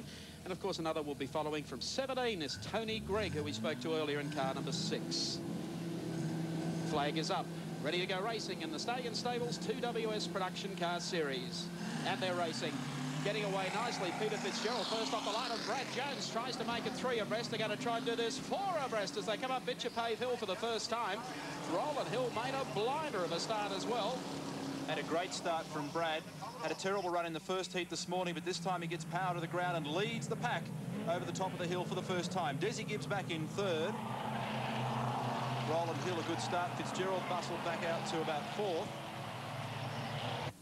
They come down towards Mazda Corner for the first time. And, of course, Brad Jones in the Starion, the Perrier entry, looking strong as he heads for the downhill section of the racetrack, bringing him down to the left-hander at Honda. And he's built up a good lead. Fitzgerald goes back to 4th at this stage. Oh, where's Tony Gregg? I tell you what, he wouldn't be laughing at the moment as they head through the Honda corner and head down towards the right-hander at the lake. Yes, in fact, he's passed a couple of cars as well. Mark Gibbs, the man that didn't come out of this too well. There he is back in 5th, up alongside Peter Fitzgerald, and the two of them side by side as they come up onto the straight to end lap number 1. So it's Jones from Hill, then Des Gibbs from Wagga in the Starion, car number 64. The competition in this category for the showroom makes has been very, very close indeed this season. There's Hill, Gibbs very close indeed there. The exit from Dunlop Corner, and now they work their way down towards the right-hand kink at Mazda. Brad Jones doing a good job in the Perrier. Probably about 2 car lengths clear at this stage. Opens up to 3 as they come down to the left-hander. And here's a good scrap. Desi Gibbs having a go for 2nd, and I think he's managed to do it. Slams the gate in the face of car number 25, Roland Hill. Not quite. Hill comes back under brakes. This will be interesting. Oh, oops. Left him no room at all. Mark Gibbs all the time lurking in 4th, looking for a way through. He might end up with 3rd the way this is going as they come up onto the straight. Brad Jones the leader and a clear leader. The Commodore's up on the ripple strips. Fitzgerald almost takes out the fence. Behind them, Brian Potts, then Ian Green and Youlden, the next man through. These guys get a job at the RSPCA. To the top of the hill and dropping down into Dunlop Loop. Gibbs has a lot of traffic back behind him. Well, he's moved up a place, though, and has got a bit of clear space now. Des Gibbs in his sights. He was the winner of Heat 1 this morning. Interesting combination of tyres being run here. We've got Fitz blinking the headlights, a bit like the Rock routine as he comes through Mazda House. Yes, aimed at Roland Hill, I think, who's been shuffled back to about 6th spot now after running 2nd early. None of this, of course, is troubling Brad Jones, who's well clear of the pack.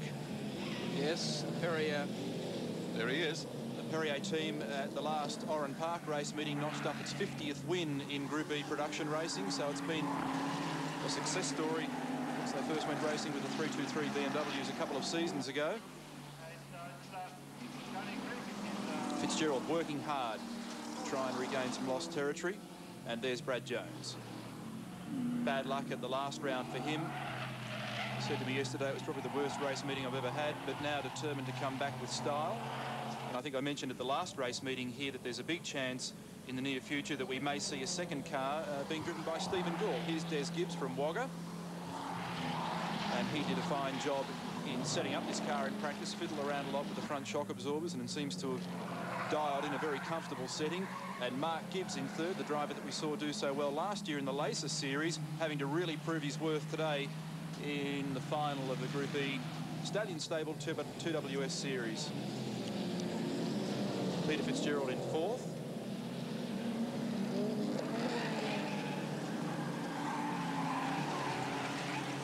There's Roland Hill, NCR entry, going through. Leo Gagan not that far off the pace here today, and of course they're running the two-car Starion team with Tony Gregg that we spoke to earlier. Meanwhile, Roland Hill's having some fun here as they come over the top of the rise and drop down into Dunlop Loop. There's Potts in car number 10, and right behind him as they make their way down to Mazda Corner should be Roland Hill. Car number 25. This is the class of racing that seems to show the most promise in Australian ranks at the moment. Good close racing, reasonable budgets to go racing, and to prove just how even these cars are, you can see that depending on who gets the luck of the draw, it really doesn't matter which of the vehicles are in, either a Starion or a Commodore, you can come out a winner, and Brad Jones proving that at the moment. Look at this battle between Gibbs and Fitzgerald. Gibbs getting up on the ripple strips and unsettles the car a bit, heads towards the fences now. Fitzgerald comes through on the inside. These two had the best battle we've seen in a long time in Heat 1 today. And let's have a look at our former cricket star, Tony Gregg, in car number 6, the Sutherland Mitsubishi entry. He's not doing too bad at all. At least he hasn't got his line off the line. There's Gregg coming through, doing a good job. And obviously enjoying his bout with motor racing. He was telling me yesterday there's no really long-range plans to want to become a party's hero or anything, but he enjoys his motor racing, and he might be the only one from the Willoughby stable that we'll see in a race car before the end of the season. So Tony Gregg still about the middle of the field. There's the race leader though. Young Brad Jones in the Perrier Starion, car number 2. Brad running Yokohama tyres this weekend. The Commodore drivers seem to have favoured the Dunlop combination. The 001R compound being used by Brad Jones seems to be working very well, and he's got a very handy gap. Certainly has. There's second. Hobbs going through. It's all happening for third. We just had a glimpse there of Fitzgerald getting very sideways. Des Gibbs, if he plays his cards right, should finish a comfortable second, because the two behind him, as we can see here, are really at it and probably getting in one another's way. Fitzgerald leaves the gate wide open there for Gibbs to go through, but lines himself up for a nice run through Mazda. Commodore drivers are certainly saving a bit on tyres today, aren't they? If you can spin each corner up on 2 wheels, it's got to help somewhere along the way. So it's Mitsubishi all the way at the moment. Starion 1, 2 and 3. And I think only about a lap and a quarter remaining in today's Stallion Stables 2WS production car series race at Amaroo Park. Very exciting series. Always produces close racing. Last lap board going up for Brad Jones. There's the gap, about 6 car lengths over Des Gibbs, as they head up Bitchapay for the final time to Nissan Skyline and the drop down into Dunlop Loop. Fellow that we expected to see perhaps earlier this season running in the Group A category. Still a chance. Rumours float around the pits at the moment. Don't discount Brad Jones in a touring car before the year's out. And this guy is the, I'm not saying, this guy is the best up-and-coming talent in the country at the moment and deserves every break he can get. I think that's very well said from his manager. Brad Just Jones. put the check in the mail, thank you. Brad Jones comes out of Honda Corner, heads down to the lake for the final time. Gibbs in second spot has gained a little in the last couple of laps, but not enough to be able to even hint at taking the win away from Brad Jones. Last corner, Wonderlic Corner comes up, and Bradley Jones in the Perrier number 2 Starion will come across the line, and he will win today's Stallion Stables 2WS production car series race at Amaroo Park.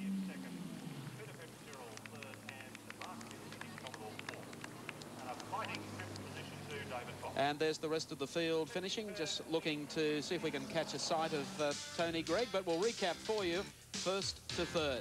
The win goes to Brad Jones, second place goes to Gibbs in the Starion, and third place goes to Peter Fitzgerald. Starion, 1, 2, 3.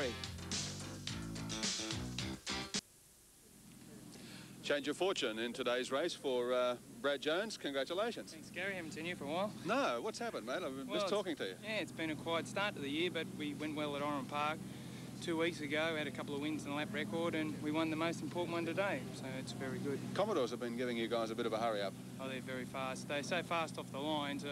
I was a bit lucky. I think Gibbsy mupped it up, and I just got through the inside, and once that happened, there was such a battle behind me that I was home and hosed. Yeah, well, I think he's still leading the series, though, so there's a bit of work cut out for you the next couple of rounds. Oh, yeah, so I got a lot to go. I was 5th in the first round and first today, so, you know, we've a long way to go before we're home and hosed. Co-sponsors of the series, 2WS, Mark Graham, the Brekkie announcer, is here to make the presentation. Thanks very much. Look, you've done well on that one, Brad. What a race. On behalf of all of us at 2WS and also Stallion Stables, there's a little plaque and also something very nice in the envelope. Well done. Thanks very much. Okay. Big effort. Congratulations. Thanks very much. Okay, Brad Jones, winner of today's round of the Stallion Stable 2WS Series here at Amaroo Park. Well, as we mentioned a couple of times today, some of the stars are missing from the action here today, but that's given some of the local heroes a chance to show their wares. Of course, the previous meeting here at Amaroo featured the opening round of the Australian Touring Car Championship for 1986. Robbie Francevic was the winner. Turbo Power ruled the front row of the grid with pole sitter George Fury in the new Nissan Skyline and Robbie Francevic alongside in the Mark Petch Volvo. The Swedish Sizzler won the drag-up Bitchapay for the first time as Fury tucked in for the draft and Johnson outshuffled Richards' BMW, which in turn was attacked on both sides by the mobile Commodores. Graham Bailey made a lightning start too in his white Commodore, but by the time the field reached Dunlop Loop, Fury edged the Skyline inside the Volvo to take the lead. Fury's pole-winning effort was stunning under the circumstances. The Peter Jackson entry had only undergone minimal track testing, but was showing championship potential so early in the season.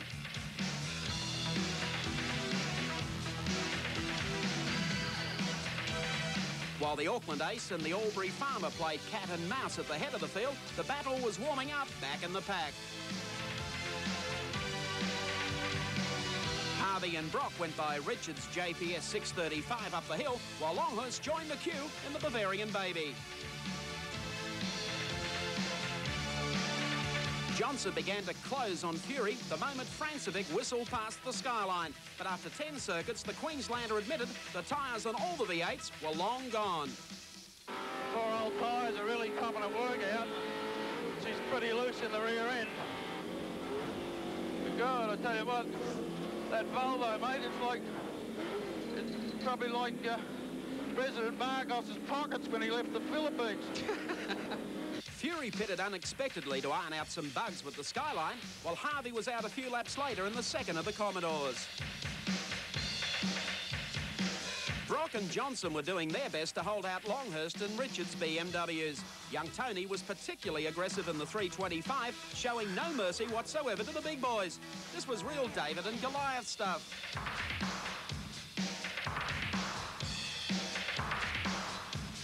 Brock pitted for fresh rubber, while Francevic continued to pace himself well in the Mark Petch Volvo Turbo.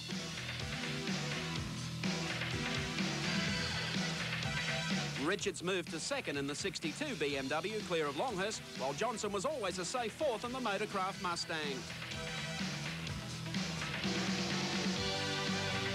Gary Rogers had a certain top 6 finish locked up till the third JPS car set up a smokescreen, and in the dash to the checkered flag, Francevic found himself under attack from the 85 national champion.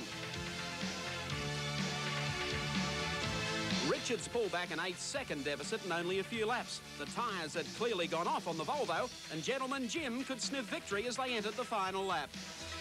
1 lap remains in the opening round of the Australian Touring Car Championship. Gentleman Jim Richards, the 85 champion, is on the boil. The man in front of him is Aucklander Robbie Francevic in the Mark Petch Turbo Volvo. Well, there have been 2 great drives in this race, and they're running first and second. Francevic was under extreme pressure. The black BMW was gaining all the time, but the Kiwi was not going to throw this one away. He covered his tracks to lead Richards and Longhurst to the line, while Brocky recovered from his earlier pit stop to grab a deserving 5th place behind Dick Johnson.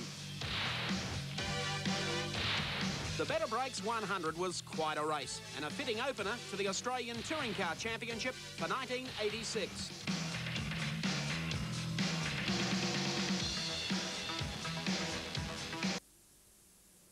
Back here at Amaroo Park, we're gearing up for the final of the Sports Car GT Challenge, and one man who won't be keeping a low profile in this race is Kevin Bartlett. Although, Kev, I guess this Di Tommaso Pantera is as low a profile as you can get. Yes, it's certainly very low. It's they're low as a standard car, but this one's ultra low. It's about 1.5 inches ground clearance, and of course it's less than weight height. It's down below the other level. What we've seen in the races so far today, it must be a terrifying ride in this machine around here. It's very quick. It's got about 560 horsepower. We do have another 100 horsepower engine sitting in the shop, but we're not quite ready for that yet. I'm not quite ready for that yet. We don't get too many opportunities to see the car in action.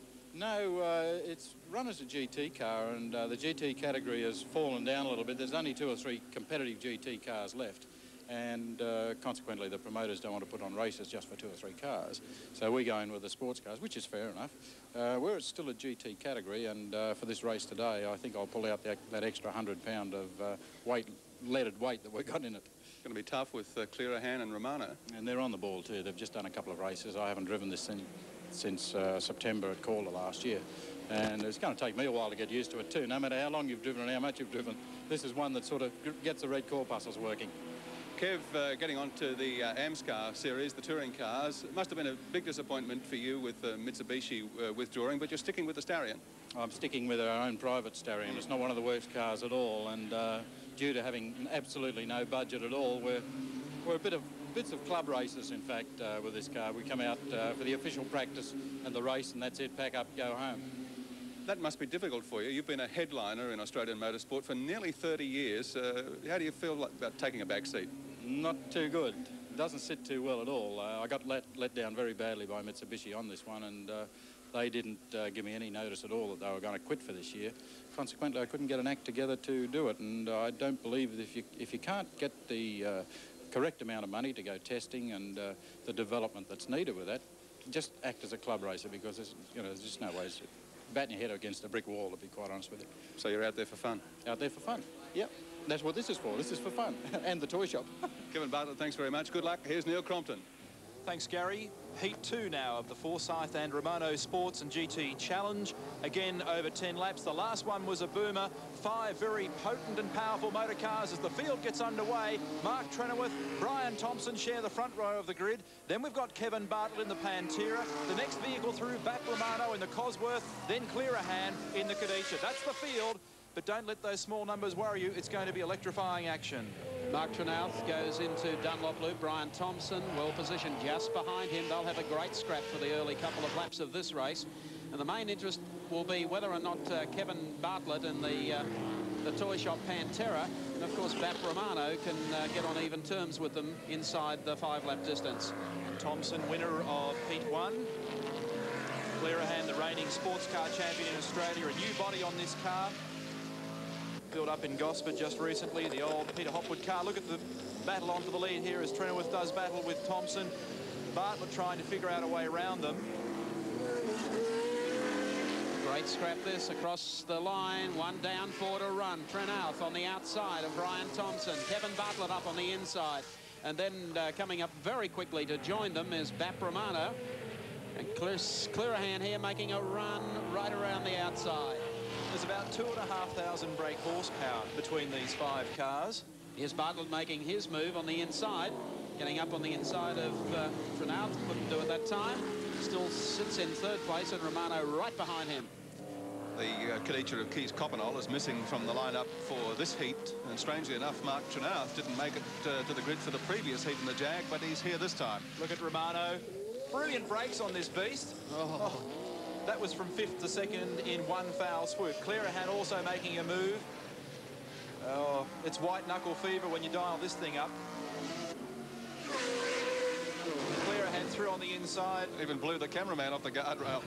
In fact, in the next lap or so, we might let you hear, without too much commentary, just the sound of this Cosworth, Bap Romano's car, as he closes on the race leader, Brian Thompson.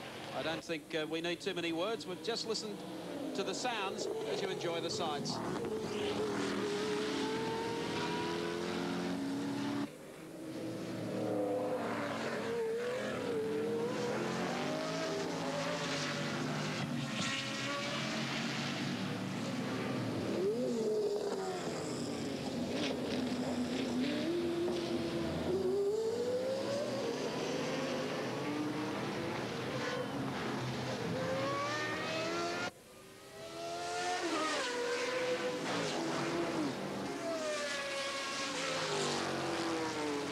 think Brian Thompson's Mercedes has died.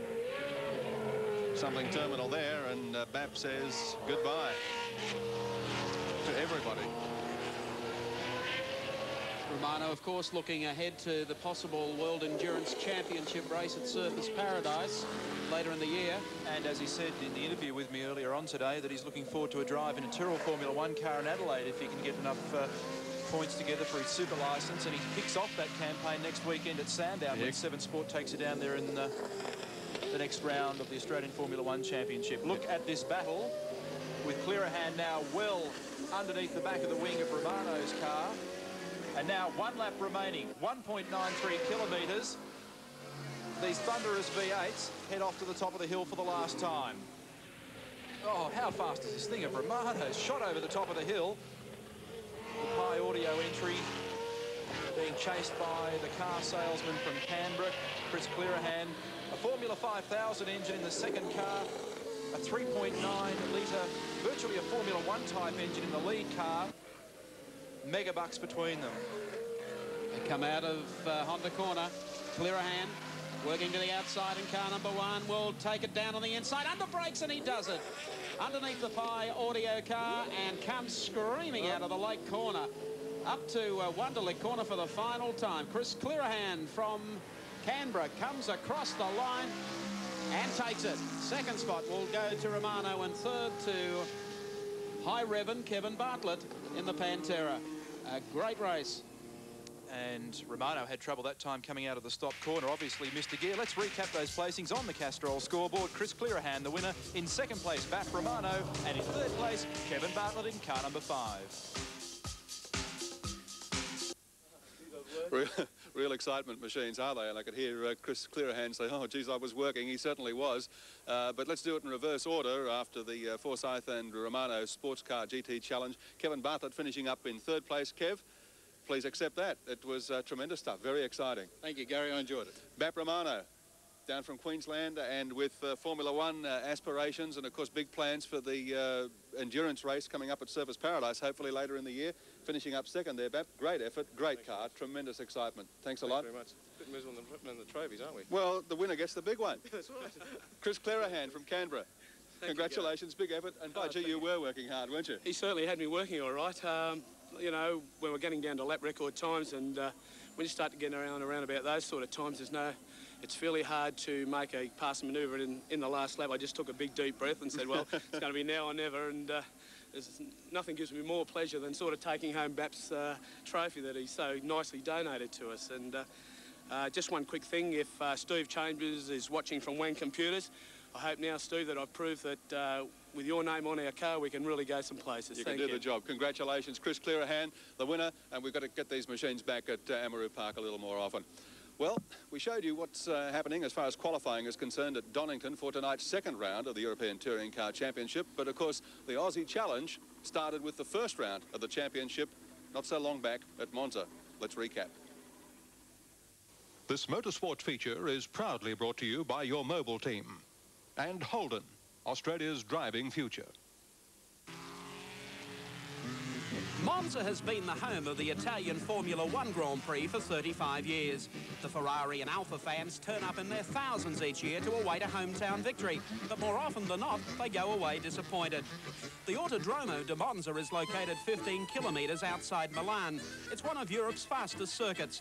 The 5.8-kilometre layout is nestled in a magnificent tree-lined park. Racing is held in a clockwise direction with 2 tricky sets of chicanes installed just to slow the Formula 1 projectiles. Monza is the traditional Italian shrine of speed. It's Mecca for the purists, and the European Touring Car Championship opener will test their loyalty. The concession shop operators continue to do brisk business, but alas, there are no front-running Ferraris or Alfas to cheer again. The European Touring Car Championship holds special importance this year.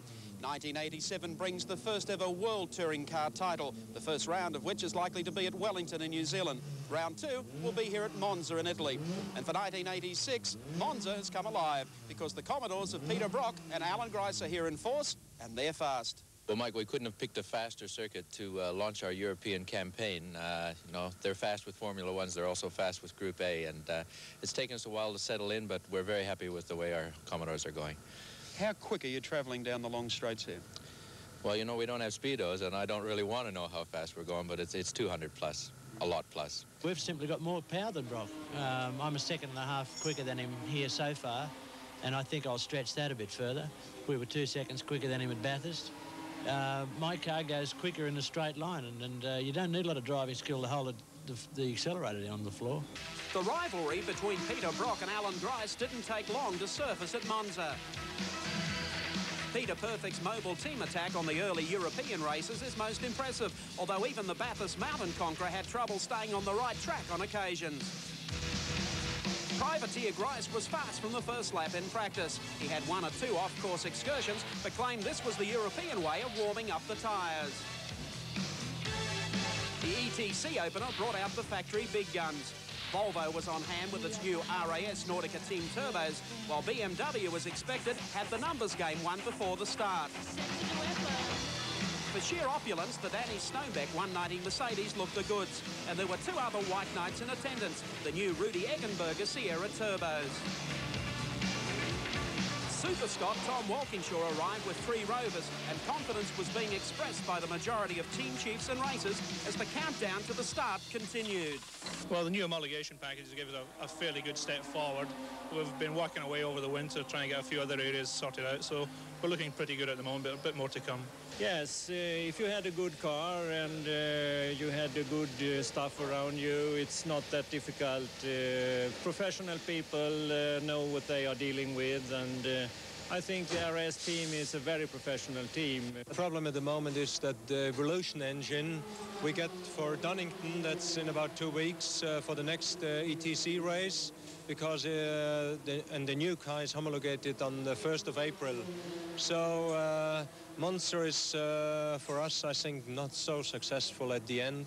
I would like to say it doesn't matter if it's a Sierra, Volvo, or BMW, as long as Mr. Eggenberger prepares those cars. They're all the same, they're just marvelous. We arrived here and the car was immediately quick, but in order to make it go quicker, we've actually been making a few wrong decisions, so now we've got a fair bit of work to do before the race, but nevertheless it's on the pace, and it's going to be a battle, I think, of drivers who control themselves, slick pit work and vehicle reliability, as always. So the scene is set for the ETC opener, round 1 at Monza. The cars are taking off on the warm-up lap, so let's check the top 12 on the grid. Position number 1 is car 7, the Bastos Rover of John Louis Schlesser. From 2, Sweden's Anders Olofsson in car number 2, the Volvo Turbo. From 3 is Johnny Cicotto in the number 1 Nordica Volvo. Position 4 is Australia's Alan Grice in the Commodore number 27. From 5, Super Scott Tom Walkinshaw in the Bastos Rover number 8. While from 6, the third of the Rovers, Jeff Allen in car number 9. Position 7 is the mobile Commodore of Peter Brock, while from 8, Italy's Roberto Ravaglia in the Schnitzer BMW. 9th posse is held by Harold Gross in the Ford Sierra. Position 10 will be taken by Dieter Quester in the BMW. Starting from 11 is Siggy Muller in the Eggenberger Sierra Turbo. And rounding off the top 12 is Danny Snowbeck from France in the Mercedes 190. Coming in for the start of the first round of the European Touring Car Championship, and John Louis Schlesser in the Rover heads down the front straight, and tucking right in behind him is Anders Olofsson. Right behind them, Johnny Cicotto, and Alan Grice of Australia has made it up to 4th, so he holds his position. Tom Walkinshaw is the next one through, and Peter Brock, dropping 1 spot already, goes back to 8th. They move onto the back straight. Alan Grice running a very solid 4th. The Rovers, then Peter Brock in car number 5 as they go down towards the Parabolica. Traffic congestion here, upside down, one of the Corollas as they work down towards Campari. There's the gap. Schlesser, the race leader. Alan Grice already up into 2nd spot, and then being followed by Anders Olofsson in car number 2. The second of the Volvos with Johnny Cicotto at the wheel, and front straightaway on lap 3, Alan Grice goes through to take over the lead in the unsponsored Commodore, number 27. Just look him work at the wheel. Through the chicane, Gricey's in front as they work their way down to the back straight. Schlesser still running a very solid 2nd. Back in 3rd place is Anders Olofsson. The gap between 1st and 2nd as Australia's Alan Grice leads the opening round of the European Championship. Onto the back straight.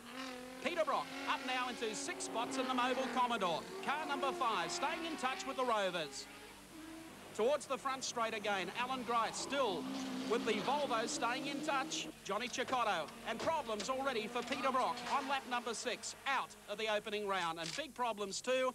The crew take it easy because Brock is not going to win this race.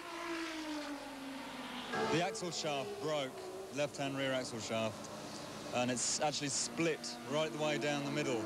And it's a problem that we haven't had for about 5 years. Unusual. Can you put it down to anything at all? Just bad luck? I think so, yeah. Just bad luck. Peter Brock is out, but Alan Grice with his hands full at the moment. Car number 27, moving onto the back straight and being tailgated by 3 Rovers. He's dropped out of the lead. It's been taken by Chicotto. And here's Grice under pressure from Schlesser, who comes back on the outside. Grice now goes back to 3rd. In 4th place is Tom Walkingshaw. So the Commodore driver still has it all to do. And the traffic congestion, it's very, very high indeed. The front straightaway, the race leader, Johnny Chicotto of Venezuela in Volvo number 1, streaking away from the opposition. An unscheduled pit stop. Alan Grice, the car is in the pits. Graham Bailey, the co-driver, is sitting in the car. Fuel pump problems for Grice, but he's underway, and Alan Grice drops 2 minutes in the pits. Early in the piece, I lost some fuel pressure, and I went onto the reserve pump, and that overcame the problem up until just then. Tom got a bit balked behind the car, and I passed him down straight over the back. As soon as I got in front of him again on the way out of a corner, nobody home. Suddenly, it, just started to surge again. The pit stop for the race leader. Into the pits comes Johnny Chicotto. Has quite a handy build-up. A pretty ordinary-looking pit stop. They're taking their time. Thomas Lindstrom in the car, trying to fire the engine. The car will not start. Mechanics in the trunk. What a time to holler for a marshal. The battery is out and they're dropping valuable time. They work their way through the Parabolica. Rovers 1, 2 and 3 in the opening round of the European Championship. Tom Walkingshaw, car number 8, the man who's going for a hat-trick in this race as he works his way onto the back straight and into the pits. Watch the Bastos boys in action, the fastest crew in European Touring Car Championship racing. Win Percy goes into the car, Walkingshaw assists with the belts, and they will go back out running in 2nd spot behind Schlesser. A quick pit stop for the TWR boys, and out goes Win Percy. Well, Tom, looking pretty good for a 1-2-3, a good way to start the season. Well, I think it's far too early yet, so why don't you come back after the race? But I'm the eternal optimist. Yeah, I'm the racing driver. Yeah, I know, there is a difference, isn't there? Laps of the race looked a little frantic. Yeah, it was good fun. We knew it was going to be that way, and I just hung back to let everybody settle down before I started trying to figure a way past them. I was going to say, do you think the Australians have learned something about ETC traffic racing by now? Well, not a lot, I think if Gracie had worked with us, we could have got up in the Volvo, but he's more interested in racing for second. You seem to have forgotten that first place is one in front of that. Troubles for Graham Bailey in car number 27, the Alan Grice entry. Stuck in the sand pit, the car is underway again, but they have dropped about 10 laps. And Graham Bailey, disappointed, returns to the pits. The race continues, the Rovers still leading. Win Percy at the wheel of the number 8 car. A little front-end damage as he comes through the chicane, but he's opening the gap all the time on Jeff Allen. Rovers 1, Rovers 2 for the opening round. In 3rd place, Dieter Quester in the number 11 BMW, doing a great job as he makes his way onto the back straight. And perhaps the 4th place driver, Winnie Voigt in the BMW 325, from last to 4th in the field. 5th place goes to Danny Snowbeck in the 190 Mercedes. What a beautiful looking car. It's noisy, but it's fast. 5th outright at this stage. Laps drawing out. Across the checkered flag, Win Percy takes round 1 here at Monza. 2nd place goes to Jeff Allen in the 2nd Rover, and 3rd to Dieter Quester in the BMW. So, first blood in the ETC Championship goes to Rover. Not the best of days for Volvo and Commodore, but the Aussie General has shown enough firepower to indicate it won't be long before Europe is toppled by some down-under thunder. Here's how they finished. 1st place goes to Walkingshaw and Percy in the Rover. 2nd to Allam and Hoosen in the 2nd Bastos car. And 3rd to Quester and Rensing in the BMW 635. This motorsports feature was proudly brought to you by your mobile team and Holden, Australia's driving future.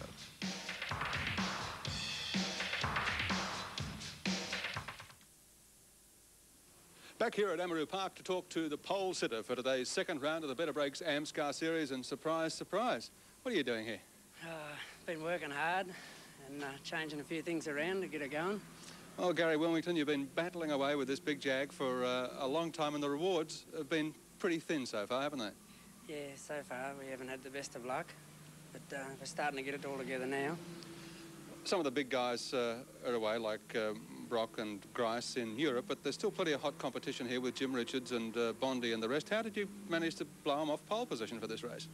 Well, we've built a new engine. We've got a little bit more horsepower now than we had before. And we bought a new set of tyres, the first set of tyres for the year. And we've gone back to the 16-inch wheels instead of the 17s with a new Avon tyre, which is just beautiful on the car. It's you know, the car feels so much better than ever before. How do you feel when you see other teams go out there and bolt on one set of tyres after another to try and take away the fast time, and you've just bought your first set for the year? Just stand there and shake. I guess this is a big chance, this race today, for guys like yourself and also for Mike Bergman on the second row, who's got, I guess, a big investment like you have in motorsport, but doesn't always get the recognition because he's not up there boxing along with the Brocks and the Richards and the rest of them. Yeah, it's true, yeah. What about the race itself? Well, it just depends how many sets of tyres we can afford to buy. We intended to try and run the lot on this one set of tyres because they're not qualified tyres. They're the second hardest compound of tyre they got. And we sort of hope to be able to probably run the first two on these and then try and buy another 2 tyres for the 20-lapper. And I guess the age-old problem will be sponsorship again this year, is it? I guess you'll be looking for big results today to try and hook yourself some more sign writing on the car. That's exactly what we have to do. We have to really have to put up a good show this weekend, or we might not be at the next one. Gary Wilmington, the real little Aussie battler, but the man who's on pole position and the man they've got to beat in the Better Breaks AMSCAR Series here at Amaroo Park coming up. Here's Mike Raymond. Thank you, Wilco.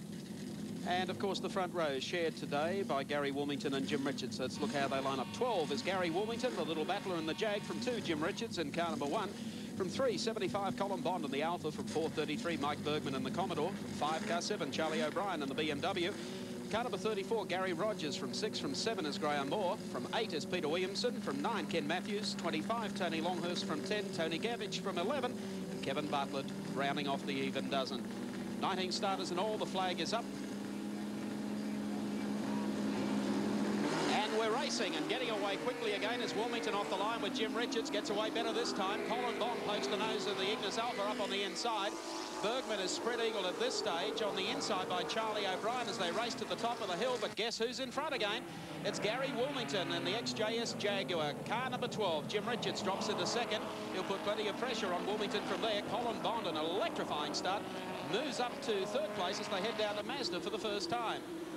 Richards has got a lot to make up for after blowing the start in the second heat. And he's obviously very determined because already on the first lap he's going in to challenge and get by through Mazda corner. And Richards told, look at Bond down the outside.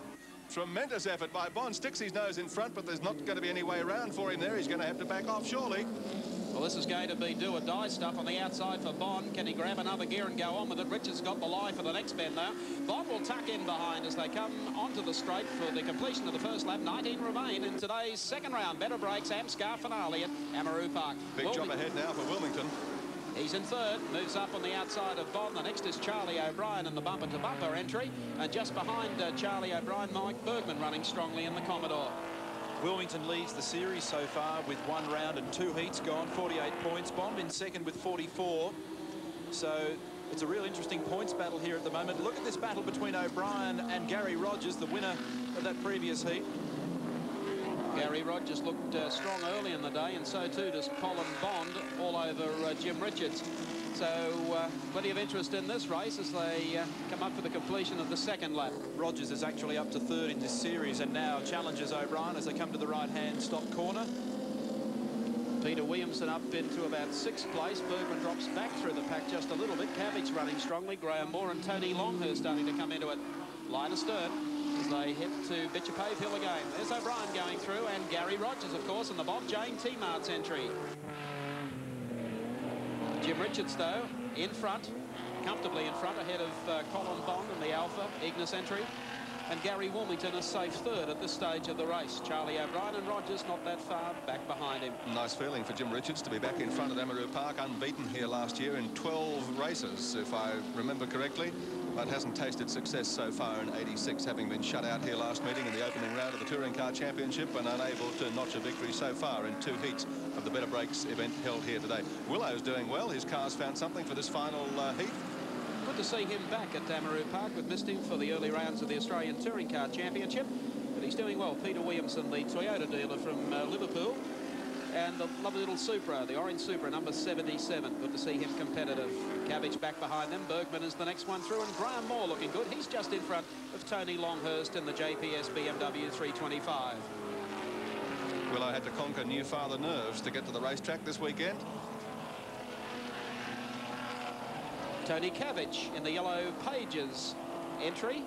Mike Bergman attacking him, though, on the inside as they race down to Mazda Corner. And a good scrap going on between these 4 cars. Graham Moore has moved up to join them in one of the ex-Peter Brock Holden dealer team cars. Oh, look at this. Bits of car flying off there. Bergman has lost a headlight, I think. Little touch there, perhaps with Cabbage. That's Moore in the basic white car, tucked in behind Bergman. A lot of potential, this car. And look at Longhurst. He's carrying our Sevens race cam unit today, and there's the shot. Up the front straight, and you can see the brake horsepower of the Commodore coming into effect. Graham Moore in the ex-Brock car, the car that was first built up for Group A early last year. He only took delivery of the vehicle about 2 weeks ago, and so far extremely competitive. And like a lot of drivers this weekend, working hard for a potential sponsor. He got the car a bit later than he expected. It was due for delivery, but Brock had to hold it back in Melbourne and use it in the Moomba parade. Just behind Tony Longhurst, Barry Graham, the Speedway Oval Sedan King, having his first run of the season, and they're having some strife here too with Kenny Matthews. That's Barry Graham and the Brian Callahan, entry car number 47. Tony Cabbage 5th. So this battle here is the best one that we've seen all year. It's just sensational for 6th, 7th and 8th. I think we might transfer the Simmons planes around a few of the others back here. They head to Bitcher Pave again. Bergman trying to force Tony Cabbage into error. One driver hopes that doesn't happen is Graham Moore, because he's been closing on the pair of them. And Tony Longhurst in the JPS 325 BMW, as you can see, is sitting right on the tail here of Graham Moore. Moore had some problems with the car oversteering a bit during the week, and you can see an example of that there at the moment as she really gets sideways. Wasn't quite happy with the way that he'd set it up, but he hasn't had enough time to work on it as Longhurst now dives underneath. That takes care of one. Graham Moore getting to grips with the race car. He's done very, very well. First outing in the machine. He'll get stronger as the season progresses. Well, if he can drive as well as he plays squash, he'll be a worry. Coming out of the bend at the lake, and Tony Longhurst has now made it up onto the tail of Mike Bergman. He has Tony Cabbage in the Yellow Pages directory. Commodore just in front of him. Meanwhile, let's go back, have a look. Number 7, Gary Rogers. Car number 12, Gary Wilmington, a little smoke pouring out of there. Slipping back 2 to 4th place because Charlie O'Brien's up in 3rd, as you can see, going through there with Rogers behind him holding down 4th. Then Wilmington, then Peter Williamson in 6th spot on the racetrack. There's Charlie O'Brien, the bumper-to-bumper BMW entry. He's in 3rd place. He's done a great job in this car, running some Japanese Dunlop tyres on the car this weekend. That was been run over a couple of race meetings on English Dunlops, but he's found some form. There's Bond. And the interesting thing about the BMWs is that very shortly they get a package which includes a manifold, a head and a camshaft, and a total of about 30 brake horsepower. So Jim Richards here in car number 1, our leader, will welcome that change to the car. They also get a bigger rear spoiler as well for straight line stability and a bit more downforce on the rear of the car. So that horsepower will no doubt escalate the BMW's performance and get it back up there in amongst the Commodores and the Volvos and so forth in the Touring Car Championship. And talking about BMs, let's go back to Tony Longhurst in the 325, because he's got his hands full here with Mike Bergman. Through the right-hander at Mazda. Tony on the power very quickly, now dives for the inside. The car very strong under brakes, and can he make the move? certainly well positioned, but the Commodore has the horsepower. He snatches that spot back once again. Great shots from race cam as they go down to the stop corner. And closing rapidly on Gary Wilmington too, this pair. And Wilmington's already had the go-by from Peter Williamson, so he is dropping back through the pack. He's done a great job just the same today. Don't take anything away from him. But he came to the racetrack, as we discovered in the interview. He really shelled out and bought himself a new tyre for the day.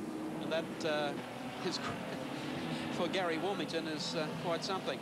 Imagine if he could have a few spares up his sleeve for other races. Here's Longhurst. Tony's a specialist at going underneath people here in bigger Commodores. He's done it to Brock a few times. He now tries to do it to Bergman. It's side by side as they go down to Mazda. They cannot get any closer. Has Bergman got enough road? Only just. Longhurst on the outside as they go to the left-hander for brakes. Oh, this is incredible stuff. Has he shut him out finally? No, he hasn't. There comes the red and white Commodore once more. What wouldn't he do for another 10 brake horsepower in the BMW? And Cabbage is right with them. Graham Moore is there, keeping them company as well. He sees the little opening down here on the inside. The only trouble is that the Commodore's got a bit too much grunt. Gets there first. Now he's lined up the inside. He says, I'll have you. Except all of a sudden, the Commodore gets its second wind, and it just roars up Bitchapave Hill. The Commodore's got about an extra 80 brake horsepower, but obviously the BM makes it up in brakes and weight, and Tony puts it to best advantage out on the marbles. Can he survive? Oh. The answer is yes. Tony Cabbage feeling as though there could be a bonus coming along here very shortly. Oh, there's Bergman. He's gone. Ding-a-ling-a-loo, and Graham Moore involved in that as well. So, and none of the others have come through. So we have a problem around that side of the course. Now, what happened then? Because Longhurst had gone through on Bergman, so that meant that it was probably Tony Cabbage and Bergman clashing together. And Cabbage and Bergman came together. Bergman got out of shape, and Moore had no choice. He just had to run straight into him. He couldn't avoid it. Well, here's Tony Longhurst closing now on Gary Wilmington. Wilmington running in about fourth spot, I think, at the moment. And we'll see what he can do. In fact, you might get some shots out of race cam as we come down over the loop and drop into the right-hander. Well, he's having another go at Wilmington. Oh, he's unbelievable in the loop. I just can't imagine how he manages to manoeuvre the car. Let's have a look at the replay of the incident as we come round through the part, of course, that caused all the problems. And we can see that Bergman was out of shape well and truly. And I don't think anybody touched him, although, of course, Moore took off the back of the car as he tried to go through in the dirt. But I think Cabbage survived. Yeah, Cabbage got out of it okay, but whether there was a touch between Cabbage and Bergman is over to question. Well, there's Tony Longhurst, the man that's carrying race cam and doing it so well with 9 laps remaining out of 20 in this final heat of the Better Breaks round 2 here at Amaroo Park today. Mighty effort, and of course his team partner Jim Richards is at the head of affairs in the race thus far, with Colin Bond holding down second spot, and the Queenslander Charlie O'Brien in a BMW in third place on the racetrack at this stage of the race. So improving here in the third heat of today's round for the BMW guys. Richards holding down top spot, Bond in second place, and Charlie O'Brien third with 9 laps remaining.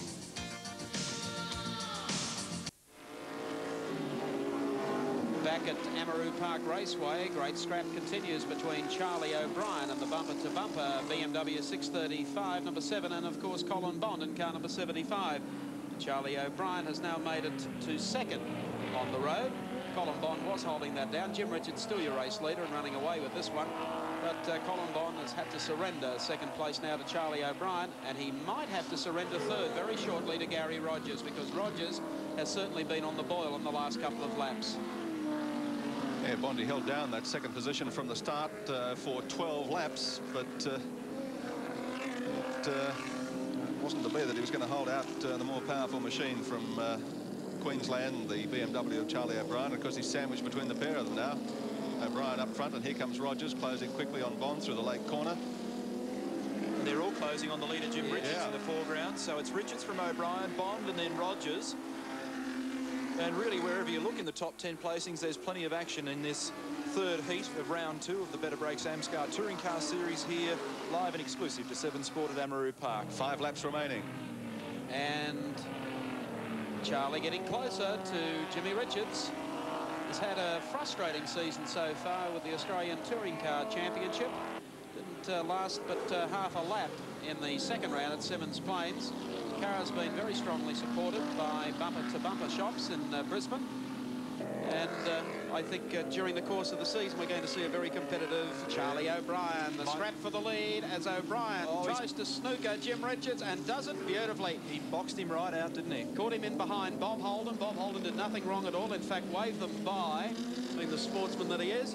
And, of course, Charlie O'Brien has now gone through in car number 7 to take the lead. Jimmy Richards falling back and might well fall into the clutches of a couple of other BMWs. Not to mention Colin Bond in the Alpha. We'll see the gap shortly as they go to the top of Bitchapave Hill. They'll drop into Dunlop Loop. There's O'Brien going through. Yes, they're getting closer. Oh, look at Rogers. Goes through to take third away from Colin Bond. BMW 1, 2, 3.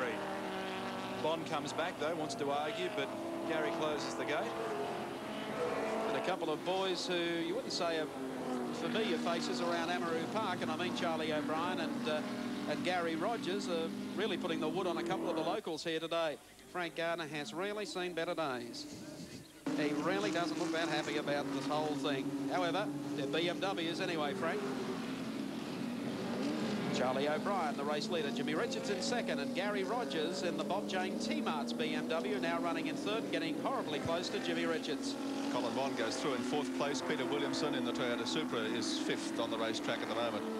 Then followed by Tony Longhurst in the 325 BMW. So it's a Bavarian feast here at the moment, with the BMs looking very good. And at last we see the big Queenslander, the hard-charging Charlie O'Brien at the head of the field. A former Holden dealer team touring car exponent. A thriller when in the cockpit of a Rolt RT4 open wheeler, and just as good here in this BMW 635. And as Mike suggested before, he had very bad luck down in Tasmania a couple of weeks ago. And not such a good run here for the opening round of the Touring Car Championship. But really on the boil here today, the bumper-to-bumper car. And we have an unconfirmed report through that Richards has a deflating rear tyre, has now dropped back to fourth placing. So Rogers inherits second place, Colin Bond to third. And you can see the gaps here. There's our race leader, Gary Rogers, car 34, the orange Bob Jane T-Mart's entry. Then Bond, and that's Richards lurking in the background and dropping back all the time. And we'll have to really get a hustle on, because he'll fall back into the clutches of Peter Williamson very quickly. Well, one person who would certainly be enjoying watching the number 7 bumper-to-bumper car running at the front of the field would be Charlie's mum, Mrs. O'Brien, be watching today in Brisbane and feel quite proud that her boy's going to come home a winner at Amaroo Park, and he deserves to too. Number 7, Charlie O'Brien from Queensland. Dick Johnson's watching also today. I'll remind Dick, we've got a Queensland winner at last. You're not wrong.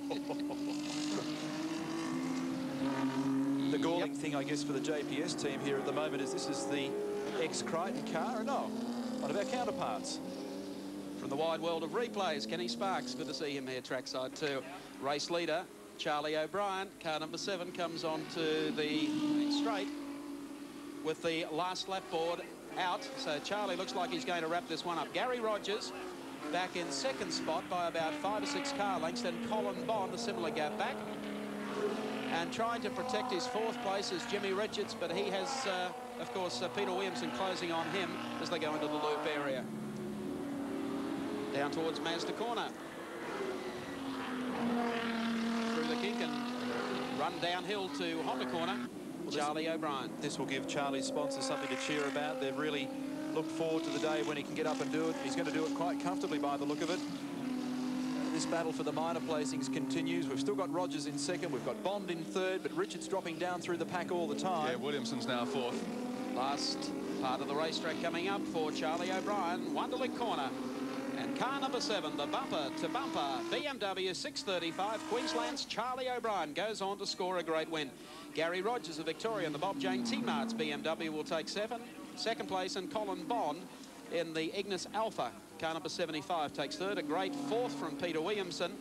And fifth spot will probably go to Jim Richards in car number 1. Not the best of days for the JPS team.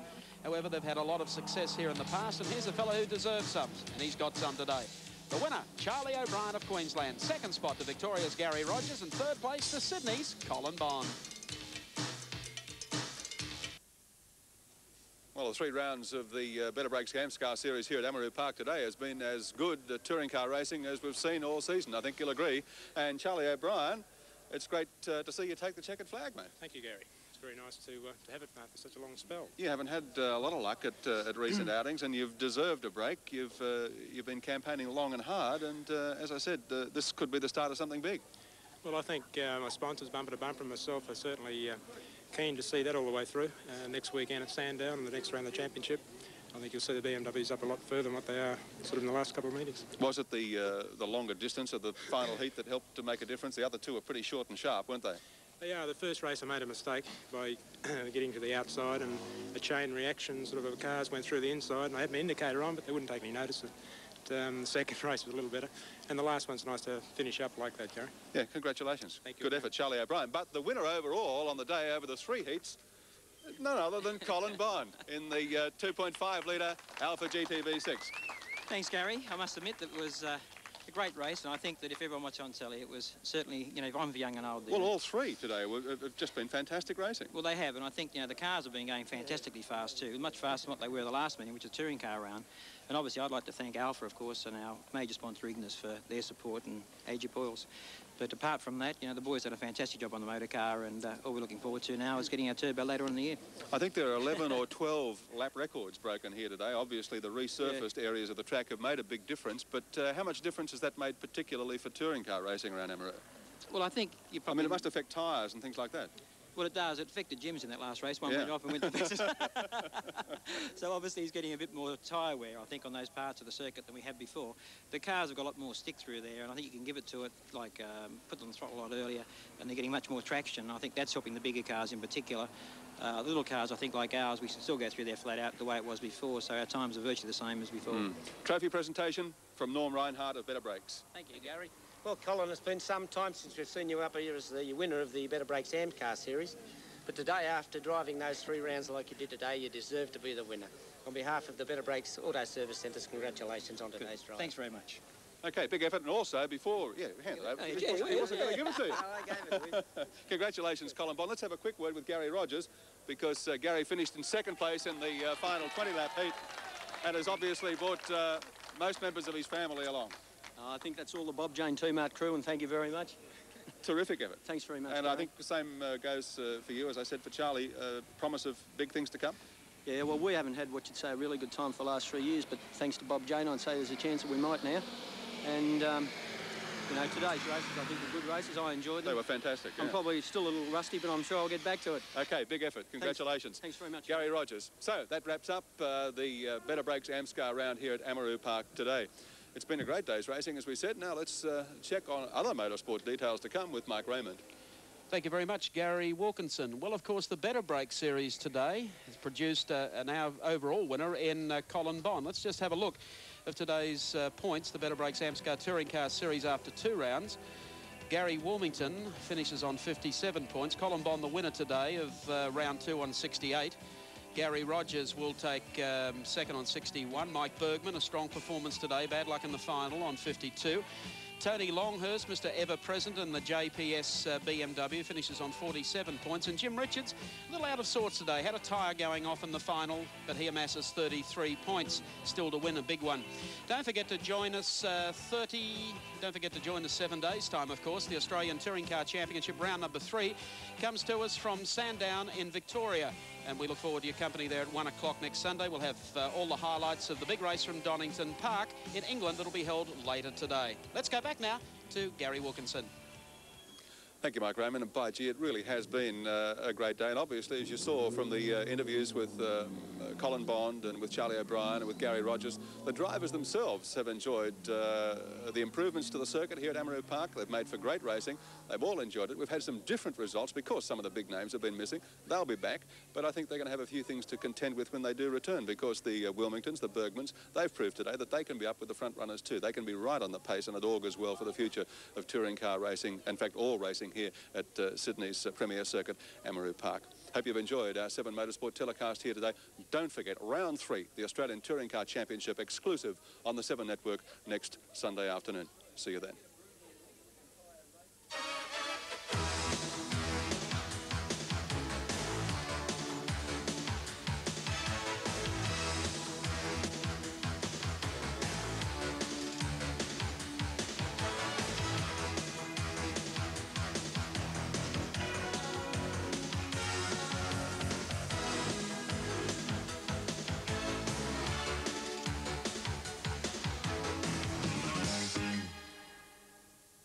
This afternoon's motor racing was brought to you by